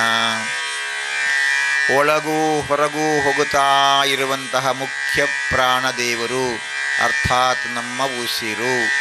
ಉಸಿರಿನಲ್ಲಿ ಮುಖ್ಯ ಪ್ರಾಣದೇವರು ಒಳಗೂ ಹೊರಗೂ ಹೋಗುತ್ತಾ ಇದ್ದಾನೆ. ಆ ಮುಖ್ಯ ಪ್ರಾಣದೇವರನ್ನು ಸ್ಮರಣೆ ಮಾಡಿಕೊಳ್ಳೋಣ. ಮುಖ್ಯ ಪ್ರಾಣ ಒಳಗೆ ಹೋಗಿ ಶರೀರದ ಒಳಗಡೆ ಇರುವ ಎಲ್ಲ ವೇದನೆಗಳನ್ನು ಹೊರಗಡೆ ಹಾಕ್ತಾನೆ. ಅಂತಹ ಮುಖ್ಯ ಪ್ರಾಣವನ್ನು ನೆನಪು ಮಾಡಿಕೊಳ್ಳೋಣ. ಮುಖ್ಯ ಪ್ರಾಣ ಅಂದರೆ ನಮ್ಮ ಉಸಿರು, ಮುಖ್ಯ ಪ್ರಾಣ ಅಂದರೆ ನಮ್ಮ ಪ್ರಾಣ, ಮುಖ್ಯ ಪ್ರಾಣ ಅಂದರೆ ನಮ್ಮ ಶರೀರದಲ್ಲಿರುವಂಥ ಚೈತನ್ಯ. ಮುಖ್ಯ ಪ್ರಾಣ ನಮ್ಮ ಶರೀರದ ಒಳಗೂ ಹೊರಗೂ ಇದ್ದು ಅನವರತ ನಮ್ಮ ರಕ್ಷಣೆಯನ್ನು ಮಾಡ್ತಾನೆ. ಆ ಮುಖ್ಯ ಪ್ರಾಣನನ್ನು ನೆನಪು ಮಾಡಿಕೊಳ್ಳೋಣ. ಮುಖ್ಯ ಪ್ರಾಣ ದೇವರು ಇದ್ದದ್ದರಿಂದ ಶರೀರದಲ್ಲಿ ಒಳ್ಳೆಯ ಚೈತನ್ಯ ಉಂಟಾಗತ್ತೆ. ಮುಖ್ಯ ಪ್ರಾಣ ಚೈತನ್ಯ ಇರುವುದರಿಂದ ಜೀರ್ಣಕ್ರಿಯೆ ಚೆನ್ನಾಗಿ ನಡೆಯುತ್ತದೆ. ನಮ್ಮ ಶರೀರದಲ್ಲಿ ಪ್ರಾಣ ವಾಯು ಪ್ರಾಣ ಶಕ್ತಿ ಇರುವುದರಿಂದ ಕಣ್ಣು ಒಳ್ಳೆಯ ಕೆಲಸವನ್ನು ಮಾಡುತ್ತೆ, ಕಿವಿ ಕೇಳಿಸುವಂತೆ ಮಾಡುತ್ತೆ. ಇಡೀ ಶರೀರದಲ್ಲಿ ಅದ್ಭುತವಾದ ಚೈತನ್ಯವನ್ನು ನಿರಂತರವಾಗಿ ಕೊಡುವಂತಹ ಮುಖ್ಯ ಪ್ರಾಣವನ್ನು ನೆನಪು ಮಾಡಿಕೊಳ್ಳೋಣ. ಇಡೀ ಶರೀರದಲ್ಲಿ ಹರಿದಾಡುವ ರಕ್ತ ಸಂಚಾರ, ಇಡೀ ಶರೀರದಲ್ಲಿ ರಕ್ತ ಸಂಚಾರ ಹರಿದಾಡುವುದರಿಂದ ಶರೀರಕ್ಕೆ ನವಚೈತನ್ಯ, ಇಡೀ ಶರೀರದಲ್ಲಿ ನವಚೈತನ್ಯ ಬಂದದ್ದರಿಂದ ನಮ್ಮ ಆರೋಗ್ಯ ತುಂಬ ಚೆನ್ನಾಗಿರುತ್ತೆ. ಆ ಆರೋಗ್ಯವನ್ನು ವೃದ್ಧಿಸುವಂಥ ದೇವರಲ್ಲಿ ಪ್ರಾರ್ಥನೆ ಮಾಡಿಕೊಳ್ಳೋಣ. ಹೃದಯ ಮಂದಿರದಲ್ಲಿ ಬೆಳಗುತ್ತಾ ಇರುವಂತಹ ದಿವ್ಯ ಜ್ಯೋತಿ, ಹೃದಯ ಕಮಲದಲ್ಲಿ ಬೆಳಗುತ್ತಾ ಇರುವಂತಹ ನಂದಾದೀಪ ಪ್ರಜ್ವಲಿಸ್ತಾ ಇದೆ, ಪ್ರಕಾಶಮಾನವಾಗ್ತಾ ಇದೆ. ನಾನು ದೀಪದಂತೆ ಪ್ರಜ್ವಲಿಸ್ತಾ ಇದ್ದೇನೆ ಅಂತ ಗ್ರಹಿಸೋಣ. ನಾನು ದೀಪದಂತೆ ಬೆಳಗುತ್ತಾ ಇದ್ದೇನೆ ಎಂಬುದನ್ನು ಗ್ರಹಿಸೋಣ. ನಾನು ದೀಪದಂತೆಯೇ ಎಲ್ಲರಿಗೂ ಬೆಳಗಾಗ್ತಾ ಇದ್ದೇನೆ ಎಂಬುದನ್ನು ಗ್ರಹಿಸೋಣ. ಹೀಗೆ ದೀಪವೇ ನಾನು, ನಾನೇ ದೀಪ. ಸೋಹಂ ಸೋಹಂ ಸೋಹಂ ಸೋಹಂ, ನೀನು ನಾನು ಒಂದೇ ಎಂಬ ಭಾವ, ಭಗವಂತ ಮತ್ತು ನಾನೇ ಒಂದೇ ಎಂಬಂಥ ಭಾವನೆಯನ್ನು ಜಾಗೃತ ಮಾಡೋಣ. ನನ್ನ ಒಳಗೆ ಇರುವ ಭಗವಂತ ನಾನೇ ಆಗಿದ್ದೇನೆ, ನಾನು ಶಕ್ತಿಶಾಲಿಯಾಗಿದ್ದೇನೆ, ನನ್ನಲ್ಲಿ ವಿಶೇಷವಾದಂತಹ ಶಕ್ತಿ ಅಡಗಿದೆ ಅಂತ ಮನಸ್ಸಿನಲ್ಲಿ ಸಂಕಲ್ಪ ಮಾಡಿಕೊಳ್ಳೋಣ. ಓಂಕಾರದ ಧ್ವನಿ ನಮ್ಮ ಮಿದುಳಿನಲ್ಲಿ ಅದ್ಭುತವಾದ ಚೈತನ್ಯವನ್ನು ತುಂಬುತ್ತಾ ಇದೆ. ದೀರ್ಘ ನಿಧಾನ ಉಸಿರಾಟವನ್ನು ಗಮನಿಸಿ, ದೀರ್ಘ ಉಸಿರಾಟವನ್ನು ಗಮನಿಸಿ, ದೀರ್ಘ ಉಸಿರಾಡಿಸಿ.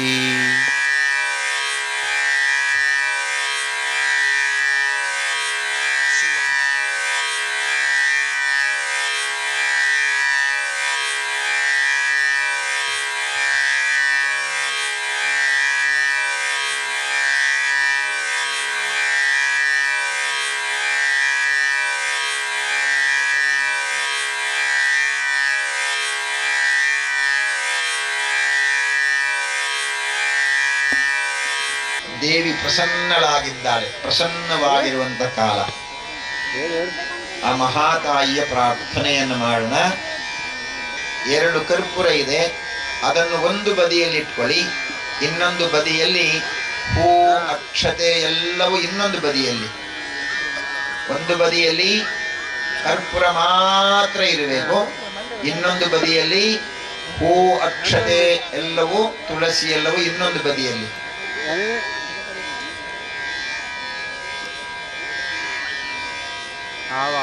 ಮಂಗಳಾರತಿ ಆಗುವಾಗ ಯಾವುದೇ ಕಾರ್ಯಕರ್ತರು ಮಧ್ಯ ಹೋಗಬೇಡಿ. ಮಂಗಳಾರತಿಯ ಸಮಯದಲ್ಲಿ ಯಾವುದೇ ಕಾರ್ಯಕರ್ತರು ಮಧ್ಯೆ ಹೋಗಬೇಡಿ.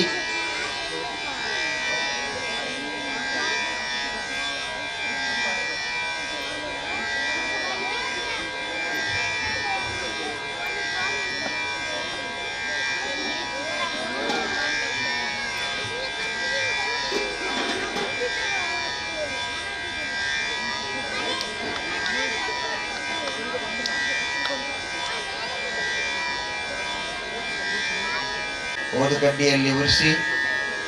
ಯಾರಲ್ಲಿ ಸರಿಯಾದ ತಟ್ಟೆ ಇಲ್ವೋ ಅವರು ಕೆಳಗಡೆ ಇಟ್ಕೊಳ್ಳಿ, ತೊಂದರೆ ಇಲ್ಲ. ಆರತಿ ಮಾಡೋದು ತೊಂದರೆ ಇಲ್ಲ, ಅವರು ಕೆಳಗಡೆ ಇಟ್ಕೊಳ್ಳಿ. ಹರಿವಾಣ ಇಲ್ಲದಿದ್ದವರು ಕೆಳಗಡೆ ದೀಪವನ್ನು ಬೆಳಗಿಸಿ ಸಾಕು. ಕರ್ಪೂರವನ್ನು ಉರಿಸಿ ಎರಡೂ ಕೈಯಲ್ಲಿ ತಟ್ಟೆಯನ್ನು ಹಿಡ್ಕೊಳ್ಳಿ. ಎರಡೂ ಕೈಯಲ್ಲಿ ತಟ್ಟೆಯನ್ನು ಹಿಡ್ಕೊಂಡು ನಿಮ್ಮ ಎಡಗಡೆಯಿಂದ ಬಲಗಡೆಗೆ ಆಗುವಂತೆ ಆರತಿಯನ್ನು ಬೆಳಗಿಸೋಣ. ಮಂಗಳಾರತಿ ಮಾಡಿ.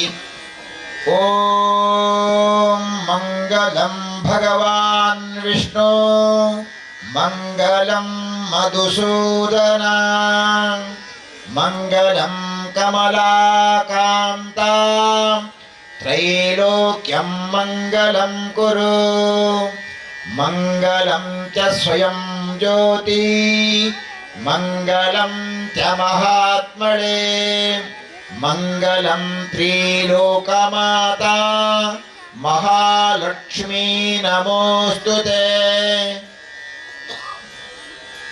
ಮಹಾಲಕ್ಷ್ಮೀ ನಮೋಸ್ತುತೆ ಮಂಗಲಂ ಮಂಗಲಂ ಮಂಗಲಂ ತ್ರೈಲೋಕ್ಯಂ ಮಂಗಲಂ ಕುರು. ತಟ್ಟೆಯನ್ನ ಎಡಗೈಯಲ್ಲಿ ಹಿಡ್ಕೊಳ್ಳಿ, ಬಲಕೈಯಲ್ಲಿ ಅದನ್ನು ದೇವರಿಗೆ ಸಮರ್ಪಣೆ ಮಾಡಿ, ಬಲಕೈಯಲ್ಲಿ ತಾಯಿಗೆ ಸಮರ್ಪಣೆ ಮಾಡಿ. ಒಂದು ಹೂವನ್ನು ತೆಗೆದು ಆ ದೀಪಕ್ಕೆ ಸುತ್ತಿಸಿ ಪ್ರದಕ್ಷಿಣಾಕಾರವಾಗಿ ಸುತ್ತಿಸಿ. ಒಂದು ಹೂ ತಗೊಳ್ಳಿ, ಪ್ರದಕ್ಷಿಣಾಕಾರವಾಗಿ ಅದಕ್ಕೆ ಸುತ್ತಿಸಿ ದೇವಿಗೆ ಸಮರ್ಪಣೆ ಮಾಡಿ, ತಾಯಿಗೆ ಸಮರ್ಪಣೆ ಮಾಡಿ. ಕೆಳಗಡೆ ಇಟ್ಕೊಳ್ಳಿ, ಕೆಳಗಡೆ ಪಾದಕ್ಕೆ ಸಮರ್ಪಣೆ ಮಾಡಿ. ತಟ್ಟೆಯನ್ನ ಬಲಭಾಗದಲ್ಲಿ ಸ್ವಲ್ಪ ಮುಂದೆ ಇಟ್ಕೊಳ್ಳಿ. ಆಮೇಲೆ ಎರಡೂ ಕೈಗಳಿಂದ ಅದರ ಮುಂದೆ ದೀಪದ ಮೇಲೆ ಎರಡೂ ಕೈಗಳನ್ನು ಇಟ್ಟು ಕಣ್ಣಿಗೆ ಒತ್ತಿಕೊಳ್ಳಿ. ಎರಡೂ ಕೈಗಳಿಂದ ಆರತಿಯ ತಟ್ಟೆಯನ್ನು ಒತ್ತಿಕೊಳ್ಬೇಕ. ಆರತಿಯ ತಟ್ಟೆಯನ್ನ ಕಣ್ಣಿಗೆ ಒತ್ತಿಕೊಳ್ಳಿ. ಮಾಡುವ ನಿಮ್ಮ ಎಡಗೈಯಲ್ಲಿ ಒಂದು ದಳ ತುಳಸಿ, ಬಾಕಿ ಇರುವ ಹೂ, ತುಳಸಿ, ಅಕ್ಷತೆ ಎಲ್ಲ ಉಂಟಲ್ಲ, ಅದರಲ್ಲಿ ಒಂದು ಹೂ, ಒಂದು ದಳ ತುಳಸಿ, ಅಕ್ಷತೆ ಇರುವ ಎಲ್ಲ ಅಕ್ಷತೆಯನ್ನು ತಗೊಳ್ಳಿ. ಇನ್ನು ಉಳಿಸಬಾರ್ದು, ಅದಿದ್ರೆ ಮತ್ತೆ ಸಮರ್ಪಣೆ ಮಾಡಿಕೊಳ್ಬೇಕು. ಒಂದು ದಳ ತುಳಸಿ, ಹೂ ಮತ್ತು ಸ್ವಲ್ಪ ಅಕ್ಷತೆ ಅಂತ ಹೇಳಿದ್ದೇನೆ, ಅದನ್ನೆಲ್ಲವನ್ನು ಎಡ ಕೈಯಲ್ಲಿ ಇಟ್ಕೊಳ್ಳಿ. ಮನೆಯಲ್ಲಿ ಆದರೆ ಒಟ್ಟಿಗೆ. ಆಮೇಲೆ ಬಲ ಮಂಡಿಯಲ್ಲಿ ಇಟ್ಕೊಳ್ಳಿ, ಬಲದ ಮಂಡಿಯ ಮೇಲೆ ಇಟ್ಕೊಳ್ಳಿ. ಬೆನ್ನೆಲುಬು ನೇರ ಮಾಡಿ ಕೂತ್ಕೊಳ್ಳೋಣ. ಮಹಾಪ್ರಾರ್ಥನೆಯ ಸಮಯ. ನಾವು ಮಾಡಿರುವ ಪೂಜೆಯಲ್ಲಿ ಏನಾದರೂ ಅಪರಾಧಗಳಾಗಿದ್ದರೆ ತಾಯಿಯಲ್ಲಿ ಬೇಡಿಕೊಳ್ಳೋಣ. ಇನ್ನೇನೇನು ಬೇಕು ಅದನ್ನೆಲ್ಲ ಕೇಳಿಕೊಳ್ಳುವ ಸಮಯ ಇದು. ಪ್ರಸನ್ನ ಕಾಲ, ತಾಯಿ ಪ್ರಸನ್ನವಾಗಿರುವಂತಹ ಸಮಯ. ಅವಳು ಮಾತ್ರ ಅಲ್ಲ, ನಾವು ಪ್ರಸನ್ನವಾಗಿದ್ದೇವೆ. ಈಗ ಬೆನ್ನೆಲುಬು ನೇರ ಮಾಡಿಕೊಳ್ಳೋಣ. ಕಣ್ಣುಗಳನ್ನು ಮೆತ್ತಗೆ ಮುಚ್ಚಿಕೊಳ್ಳಿ, ನೆಟ್ಟಗೆ ಕೂತ್ಕೊಳ್ಳಿ. ಅಪರಾಧಂ ಸಹಸ್ರಾಣಿ ಕ್ರಿಯತೆ ಹರಣಿ ಸುಮ್ಮಾಯ ದಾಸು ಹಿ ಮಾತಾಂ ಕ್ಷಮಸಾಂ ಪರಮೇಶ್ವರಿ ಭಕ್ತಿಹೀನಂ ಕ್ರಿಯಾಹೀನಂ ಮಂತ್ರಹೀನಂ ಸುರೇಶ್ವರಿ ಯತ್ ಪೂಜಿತಂ ಮಾಯಾದೇವಿ ಪರಿಪೂರ್ಣಂ ತದಸ್ತು ಮೇ. ಸರ್ವ ಅಪರಾಧವನ್ನು ಕ್ಷಮಿಸಿ ಭಕ್ತಿ, ಜ್ಞಾನ, ವೈರಾಗ್ಯ, ವಿದ್ಯಾ, ಬುದ್ಧಿ, ಆಯುರಾರೋಗ್ಯ, ಸುಖ ಸಂಪತ್ತನ್ನಿತ್ತು ಅನುಗ್ರಹಿಸುವಂತ ಪ್ರಾರ್ಥನೆ ಮಾಡಿಕೊಳ್ಳೋಣ. ಶರೀರಕ್ಕಾಗಲಿ ಮನಸ್ಸಿಗೆ ಆಗಲಿ ಬುದ್ಧಿಗಾಗಲಿ ಬರುವಂತಹ ಯಾವುದೇ ರೋಪದೋಷಗಳಿದ್ದರೂ ಅವು ದೂರವಾಗಲಿ ಅಂತ ಪ್ರಾರ್ಥನೆ ಮಾಡಿ ಈ ಜನ್ಮದಲ್ಲಿ, ಕಳೆದ ಜನ್ಮದಲ್ಲಿ, ಜನ್ಮ ಜನ್ಮಾಂತರದಲ್ಲಿ ಮಾಡಿರುವ ಯಾವುದೇ ಕರ್ಮ ದೋಷಗಳಿದ್ದರೆ ಆ ಎಲ್ಲ ದೋಷಗಳು ಪರಿಹಾರ ಆಗಲಿ ಅಂತ ಪ್ರಾರ್ಥನೆ ಮಾಡಿಕೊಳ್ಳಿ. ನಮ್ಮ ಮನೆಯಲ್ಲಿರುವಂತಹ ಯಜಮಾನರಿರ್ಬೋದು, ಮನೆ ತಂದೆ ಇರ್ಬೋದು, ತಾಯಿ ಇರ್ಬೋದು, ಅತ್ತೆ ಇರ್ಬೋದು, ಮಾವ ಇರ್ಬೋದು, ಚಿಕ್ಕಪ್ಪ ಇರ್ಬೋದು, ಚಿಕ್ಕಮ್ಮ ಇರ್ಬೋದು, ನಾದಿನಿ ಇರ್ಬೋದು, ತಮ್ಮ ಇರ್ಬೋದು, ತಂಗಿ ಇರ್ಬೋದು, ಅಕ್ಕ ಇರ್ಬೋದು, ತಮ್ಮ ಇರ್ಬೋದು, ಅಣ್ಣ ಇರ್ಬೋದು, ಯಾರೇ ಇರಲಿ ಮನೆಯಲ್ಲಿ ಅವರಿಗೆಲ್ಲರಿಗೂ ಕೂಡ ಒಳ್ಳೆಯ ಆರೋಗ್ಯದ ಭಾಗ್ಯವನ್ನು ಅನುಗ್ರಹಿಸು. ಅವರು ಮನಸ್ಸಿನಲ್ಲಿ ಇಚ್ಛಿತವಾಗಿರುವಂತಹ ಕಾರ್ಯವು ನಿರ್ವಿಘ್ನವಾಗಿ ನೆರವೇರುವಂತಹ ಶಕ್ತಿಯನ್ನು, ಜ್ಞಾನವನ್ನು ಅನುಗ್ರಹ ಮಾಡಿಕೊಡುವಂಥ ಪ್ರಾರ್ಥನೆ ಮಾಡಿಕೊಳ್ಳೋಣ. ನಮ್ಮ ಮನೆಯಲ್ಲಿ, ನಮ್ಮ ಹಿತ್ತಿಲಿನಲ್ಲಿರ್ತಕ್ಕಂತಹ ಹರಿದಾಡುವ 4 ಕಾಲಿನ 2 ಕಾಲಿನ ಎಲ್ಲ ಜೀವರಾಶಿಗಳು, ಪ್ರಕೃತಿಯ ಉಳಿವಿಗೆ ಬೇಕಾದಂಥ ಎಲ್ಲ ಜೀವರಾಶಿಗಳು ಕೂಡ ಸುಖಾನಂದದಿಂದ ಇರುವಂತೆ ಆಗಲಿ ಅಂತ ಪ್ರಾರ್ಥನೆ ಮಾಡಿಕೊಳ್ಳಿ. ಶ್ಲೋಕ ಹೇಳಿಕೊಡ್ತೇನೆ, ಹೇಳೋಣ. ಯಾ ದೇವಿ ಸರ್ವಭೂತೇಷು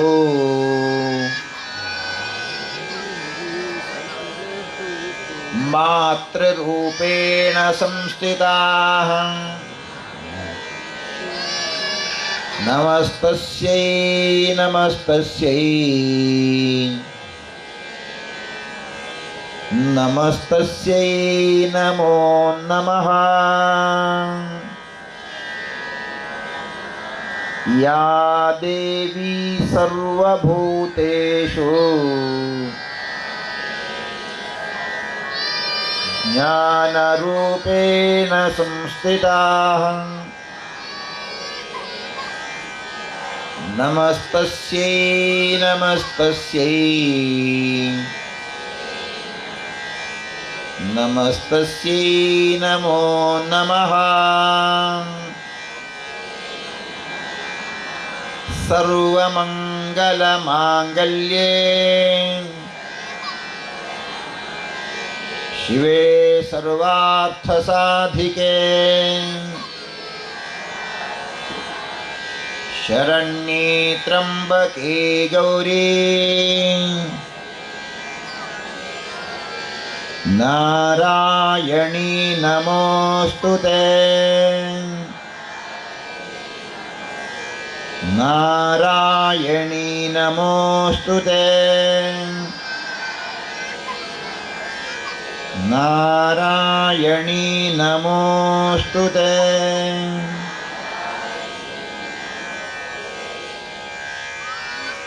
ಕಣ್ಣುಗಳನ್ನು ನಿಧಾನವಾಗಿ ತೆರೆಯಿರಿ. ಕೈಗಳನ್ನು ಮೇಲೆ ಮಾಡಿ ಕೈಯನ್ನು ತಿರುಗಿಸಿಕೊಳ್ಳಿ. ಎಡಕೈ ಕೆಳಗೆ, ಬಲಕೈ ಮೇಲೆ, ಬಲಕೈ ಕೆಳಗೆ, ಎಡಕೈ ಮೇಲೆ. ಎಡಕೈಯಲ್ಲಿರುವ ಹೂ, ತುಳಸಿ, ಅಕ್ಷತೆಯನ್ನೆಲ್ಲ ಬಲಕೈಯಲ್ಲಿ ಇಟ್ಕೊಳ್ಳಿ. ಮಹಾಪ್ರಾರ್ಥನಾಂ ಸಮರ್ಪಯಾಮಿ, ತಾಯಿಯ ಪಾದಕ್ಕೆ ಸಮರ್ಪಣೆ ಮಾಡಿ. ಮಹಾಪ್ರಾರ್ಥನಾಂ ಸಮರ್ಪಯಾಮಿ. ಎಲ್ಲರೂ ನಿಂತುಕೊಳ್ಳೋಣ, ದೇವಿಗೆ ನಮಸ್ಕಾರ ಮಾಡುವ. ಆಮೇಲೆ ನಮ್ಮ ಕೈಯನ್ನು ನೆಲದಲ್ಲಿ ಇಟ್ಟು ಪೂರ್ಣವಾಗಿ ಹಣೆಯನ್ನು ನೆಲಕ್ಕೆ ತಾಗಿಸಿ ಸ್ವಲ್ಪ ಹೊತ್ತು ಅಲ್ಲೇ ಇದ್ದು ಆ ತಾಯಿಗೆ ನಾವು ಬೇಡಿಕೊಳ್ಳಬೇಕು. ಅದಕ್ಕೆ ನಮಸ್ಕಾರ ಮಾಡಿದ ಕೂಡಲೇ ಮೇಲೆ ಬರಲಿಕ್ಕಿಲ್ಲ, ಸ್ವಲ್ಪ ಹೊತ್ತು ಅಲ್ಲಿರಬೇಕು.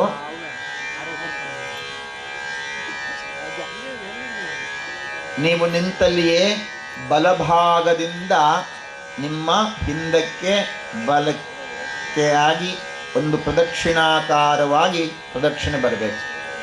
ನಿಮ್ಮ ಆಗಲಿಲ್ಲ ಬಲಭಾಗದಿಂದ ಹಿಂದಕ್ಕಾಗಿ, ಬಲಕಡೆಗಾಗಿ, ಎಡಕಡೆಗಾಗಿ ಪ್ರದಕ್ಷಿಣೆ ಬರಬೇಕು ಪೂರ್ಣ. 2 ಕೈಗಳನ್ನು ನಮಸ್ಕಾರ ಮಾಡಿ ನಿಂತ್ಕೊಳ್ಳಿ.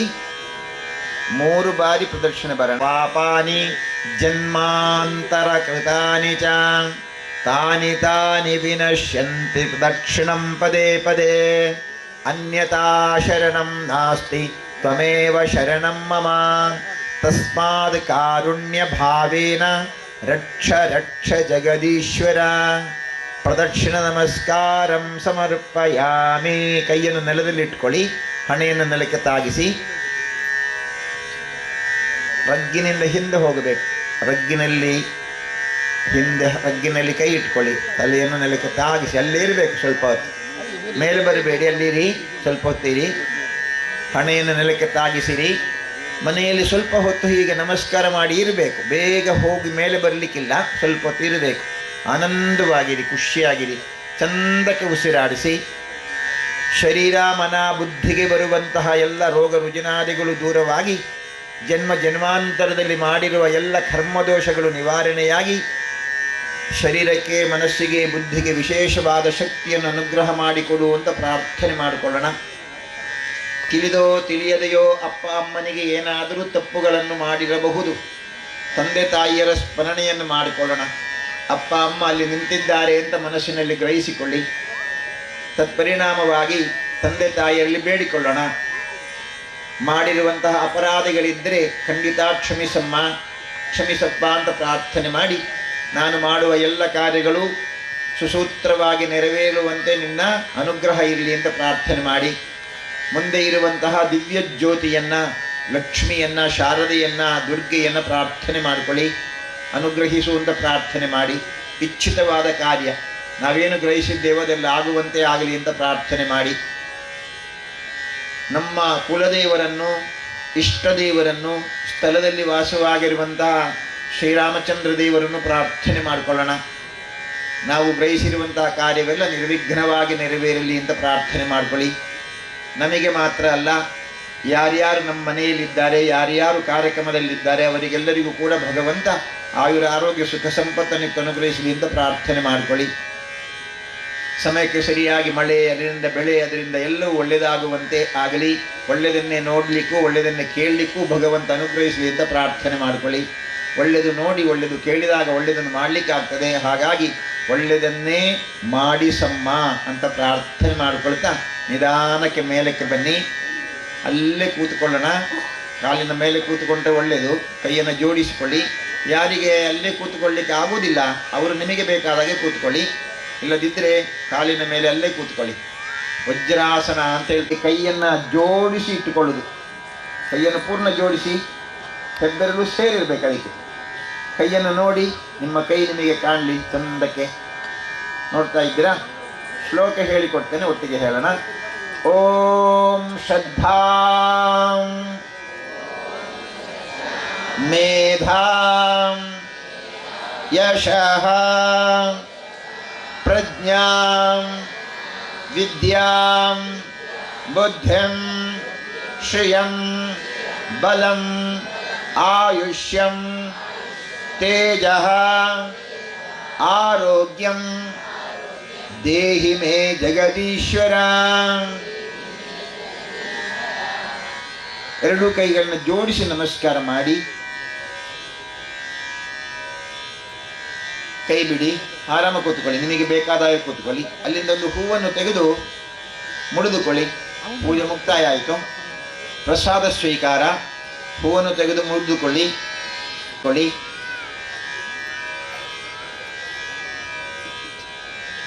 ಮನೆಯಲ್ಲಿ ಆದರೆ ಬಾಳೆಹಣ್ಣು, ಕಲ್ಲು ಸಕ್ಕರೆಯೋ ಏನಾದರೂ ಇಟ್ಟಿರ್ತೇವೆ, ಅದು ಪ್ರಸಾದವಾಗಿ ತಗೊಳ್ಳು.